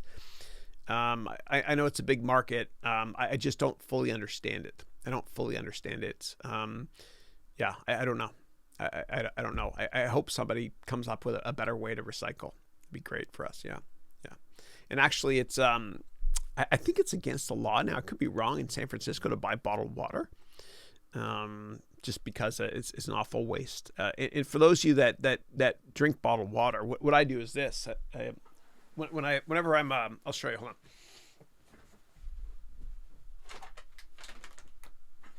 I can't do this now, but you'll notice all bottles of water have little ripples here. When I finish it, I push it down to nothing, and then I screw the top on, which keeps it tiny. And then I take it with me when I'm at the airport or whatever, and I go through customs so I can fill it up again. It's a way to save money as well. Yeah. So, all right. Next up is Julie is saying on Amazon, Mamour professional massage balls, fascia massage ball set for back, shoulders, foot, your car hose. Okay, interesting. I'll look into that. Thank you. I just bought actually a special way to wash my face that's got a massage technology in it. I'm going to get the name. And I mentioned it because it's supposed to reduce signs of aging as well on your face, like crow's nest and all that stuff. I want to get it here. I don't want to show you guys all the other stuff I bought, but I want to share this with you as well. And I always biohack as well. I got this new toothbrush, Oral-B toothbrush, that it's got Bluetooth and it monitors in my face where I brush and if I'm pushing too hard and everything. Yes, it is a bit pricey, but long term, I'm going to save money on not having to get dental stuff done. So give me 1 second. I want to find it, and I'll show you how it works. Here it is. It's called Foreo Luna. Yeah, Foreo Luna. And we'll go there together. And a lot of women use it, but there's also a men's version, which I just got. So let's go here.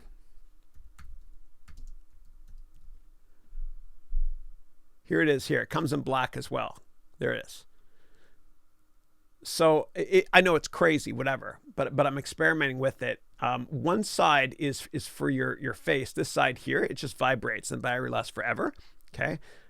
You put on whatever you wash your face with here, and then it will, and the other side here is it releases electrical pulses to reduce the sign of aging, in this area, and I'm right here. Right. So, anyway, I play around with that. I know it's a little bit out there, but it's just something that I've done. You can't reverse aging, but you can slow it down a lot, actually, a lot. So, playing around with that. Some people get Botox. I'll never do that, of course. But, anyway, so that's one of my gadgets I've been playing around with, lately. Yeah. All right. Thank you for sharing that massage thing though. Let me just take a screen print of that too. I learned so much from these calls. Thank you. Ecclesia is saying, hi, Chris. How are you? I'm great. Thank you. How are you? Okay, good. So Julie is to give a question. Soza Zukovic. Is it Zukovic or Zukovic? And if I mispronounce anyone's name, please let me know. Please let me know. Thanks. Rohit is saying Tony Soprano was in the waste management business. That's right. That's right. The Sopranos. I can't believe James Gandolfini is no longer with us. So sad. That was a great show, man. That was awesome. That kind of put HBO on the map, or Showtime, whatever it was for me. I used to have Soprano parties. I worked on Wall Street at Goldman, and people would come over to my house Sunday night. I think it was 9 or 10 o'clock, whatever, and we watch Sopranos. It was fun. Yeah. Oh, okay. So somebody said I skipped 4 comments after the VIT D comments. All right, let me go up there. Hold on a second, guys. Sorry.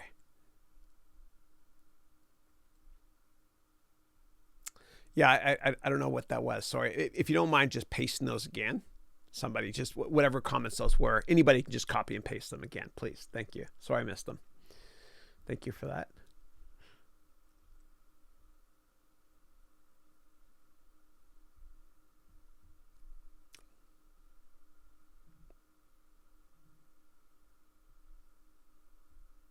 All right, next up is Julie. Yeah, paste those comments again, anybody, please. I don't want to, not answer questions. Julie's saying, is your MBA program for someone who has a business, but it's a small business just chugging along? Your content sounds amazing, and I'd like to apply my business to it. Should I apply and become accepted? Yeah, definitely apply.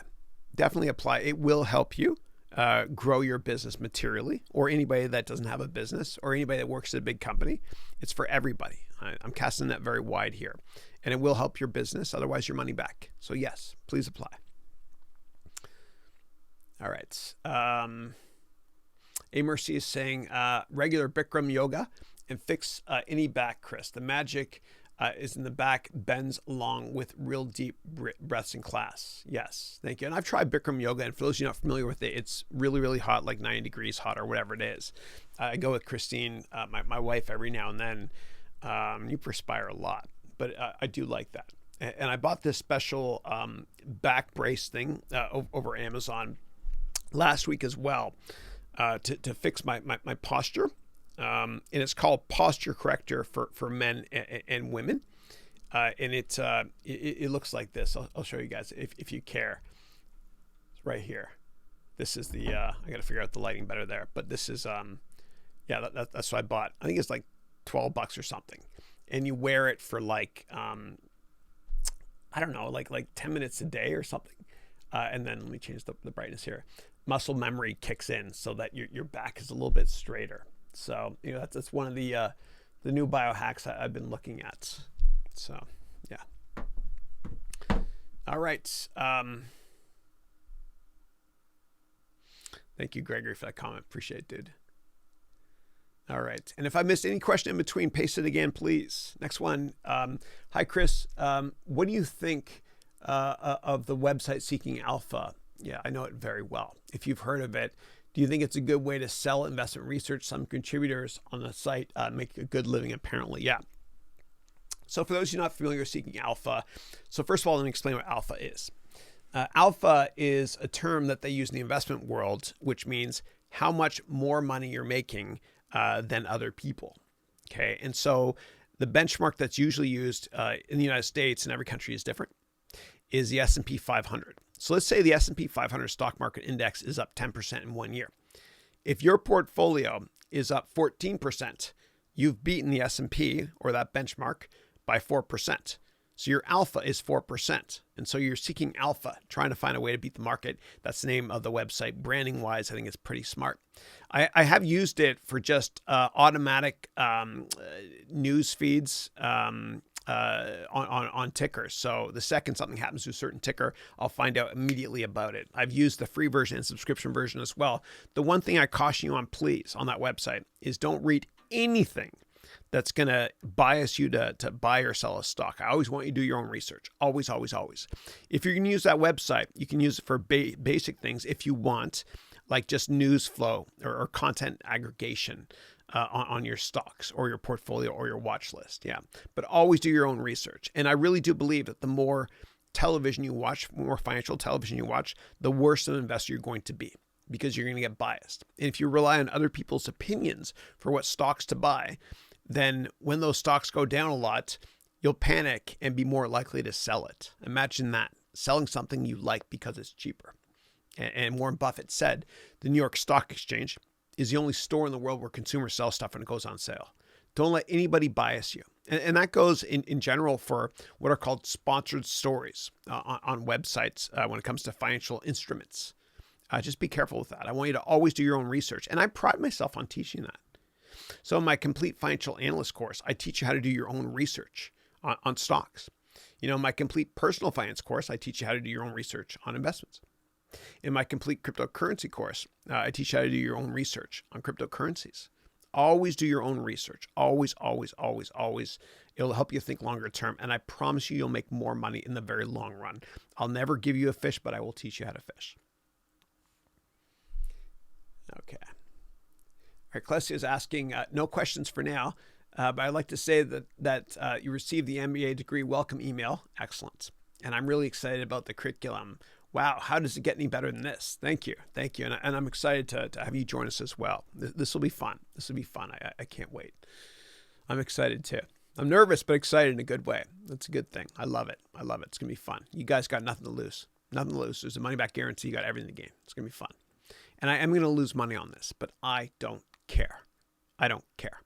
Right. So it's a low pricing point. It's going to be fun. I make plenty, whatever, from other sources online and stuff. So it's just something I want to do. It's not about the money. It's about helping. Yeah. And my favorite kind of student, I shouldn't bias anybody by this. Earmuffs to those that haven't applied yet.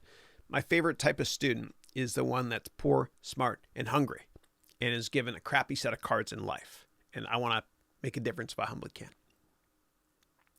Yes, there are scholarships. Go to the FAQ on my website and you'll see. Yeah.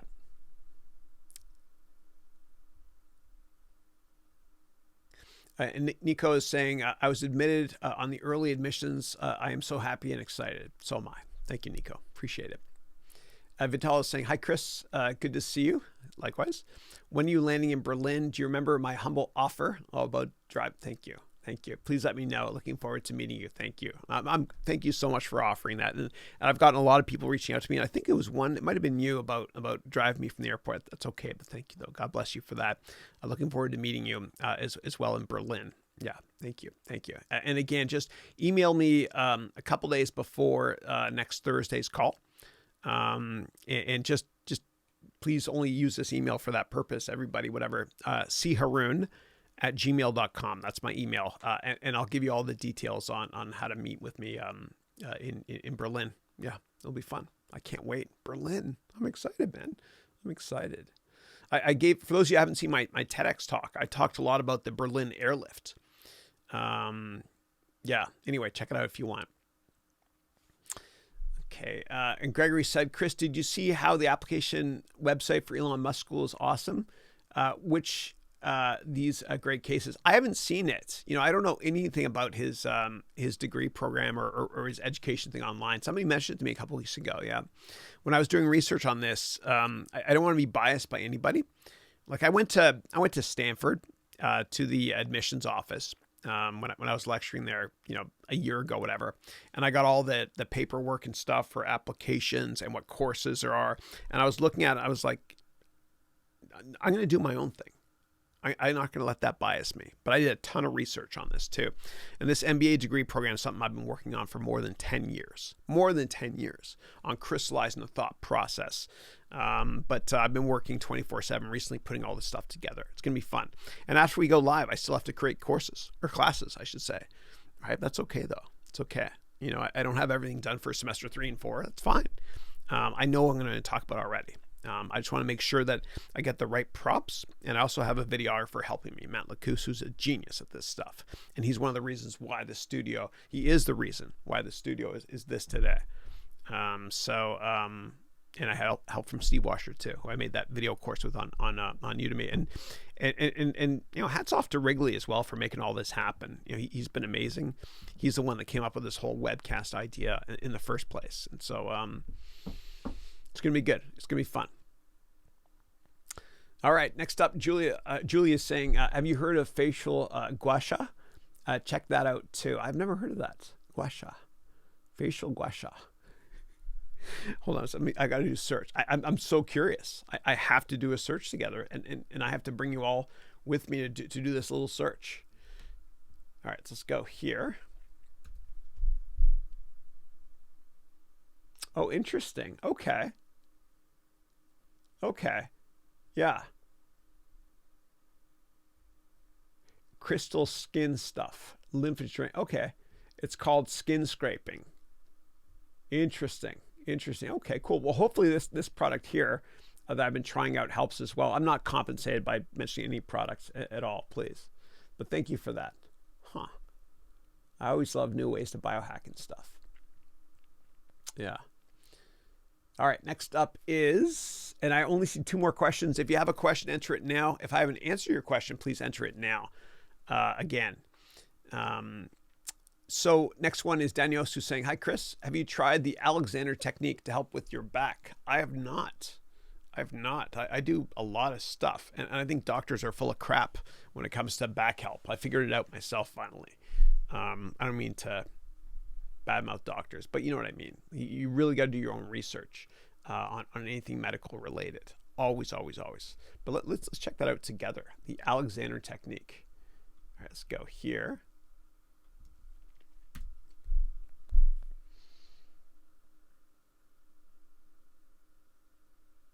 Okay, I'll bookmark this and I'll check it out later. Thank you for that. Thank you. Interesting. I love biohacking. Next one is Haroun. What kind of exercise do you do? So I bought a used elliptical trainer. It's in my garage, and I go to the gym, as well. Just to get out of the house. Otherwise, you go crazy just staying in the house the whole time. But what I do is, so elliptical trainers like cross country skiing, which I did in Canada growing up. And cross country skiing is amazing for you because it works out every muscle group. So what I'll do is, to get my 10,000 steps in, I'll actually work on my elliptical trainer in the garage. And again, I bought it used. I put my laptop up there, and I've got a bunch of drives strapped to the back of it with Velcro, so I can render Final Cut or Adobe Premiere files. I also have Excel open, which is what I'm using from my master document for the MBA degree program, mapping out what lessons and topics are taught in which dates. And I got my best work done around 4 o'clock when I use that. And dude, like my 10,000 steps goes by like that. I don't notice it. And I'm way more productive as well when I'm using it. Because your brain is like, your brain's like a muscle, and your brain rewards you when you work it out. And when you take in a lot of oxygen, your brain works better, especially in the afternoon. And if you work on the elliptical trainer in the afternoon, what happens is it feels like you just woke up. That's how fresh your mind is. You get your second wind right away. And so I put my iPad as well on that elliptical trainer, and I'll do it that way. And when I go to the gym, and when I do, I'll go to 24-hour fitness because it's everywhere. It's great. What I'll do is I'll bring my iPhone, and I'll actually work in between sets, reps, or whatever I'm doing as well. I get tons done, a little bite-sized work done in between reps. It's fun too. Yeah. All right. Last question here. And if anybody has other questions, enter them now. Last question is, thank you so much, Chris, for the video course. Man, this is really so awesome. Thank you, Vital. I appreciate that. I had a lot of fun with it. It's over 27 hours long. I unbox and show you how to use, or re-unbox, I should say, over 100 products. I teach how to use every type of camera.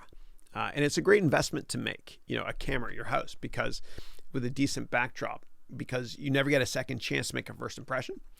And if you have a decent backdrop like this, with decent lighting and decent camera angles, etc., then you could set it just a great first impression. And I teach you how to do this. And you don't have to have expensive equipment. You can use any type of camera. They all work great. Anyway. All right. Next up is, thank you for that comment, by the way. Julie is saying, how much of a time commitment is your MBA program? Is it for someone who's working or will be more demanding and time require you to do the program full time? How much homework, etc.? Yeah, there's not that much homework, not that much. There will be quizzes after every section, okay, after every class. But the way it works is, if you want, you can dedicate, just a couple hours per week. And when you watch, if you can't watch them live, okay, so there's going to be 2 3-hour sessions in the week, okay, and I'll do several time zones. And don't worry, I will accommodate you. It'll make sense. But there's 1 3-hour session one day, another 3-hour session another day. And if you can't do it those times, you can do it the other time zone when I teach it live as well. And if you can't do those 2 time zones, you can watch it, a replay of it, which will be available immediately for you forever. And if you don't have time to watch both replays, you can listen in the car if you want, okay? Or what you can do is you could speed it up, or you can read just the summary version of that lecture set, or come back to it later. And so it takes a minimum of 1 year to finish, but you can stretch it out over multiple years if you want, because it's going to be available on demand for you forever. And as an incentive for the first class, you're going to get all my courses for free forever that I make in the future, forever. And as well as any updates to MBA degree programs in the future, when this becomes a de facto MBA degree on the planet, which it will one day. Knock on wood. But no, you should not quit your job to do this. This is going to be like you doing it part-time. Okay, part-time. And again, if you can't make the lessons live, you can listen to replays, right? And there's going to be quizzes. It's going to be pass-fail. I don't believe in a grading system which forces people to compete with each other. I don't believe in that. I believe in teamwork. There will be some group projects as well. It'll be very, very manageable. And if you don't have time to complete it, don't worry. Or if you're way behind, that's okay. It's available on demand for you. Okay, this is an MBA customized for you. And there's a money back guarantee too. It'll be fun.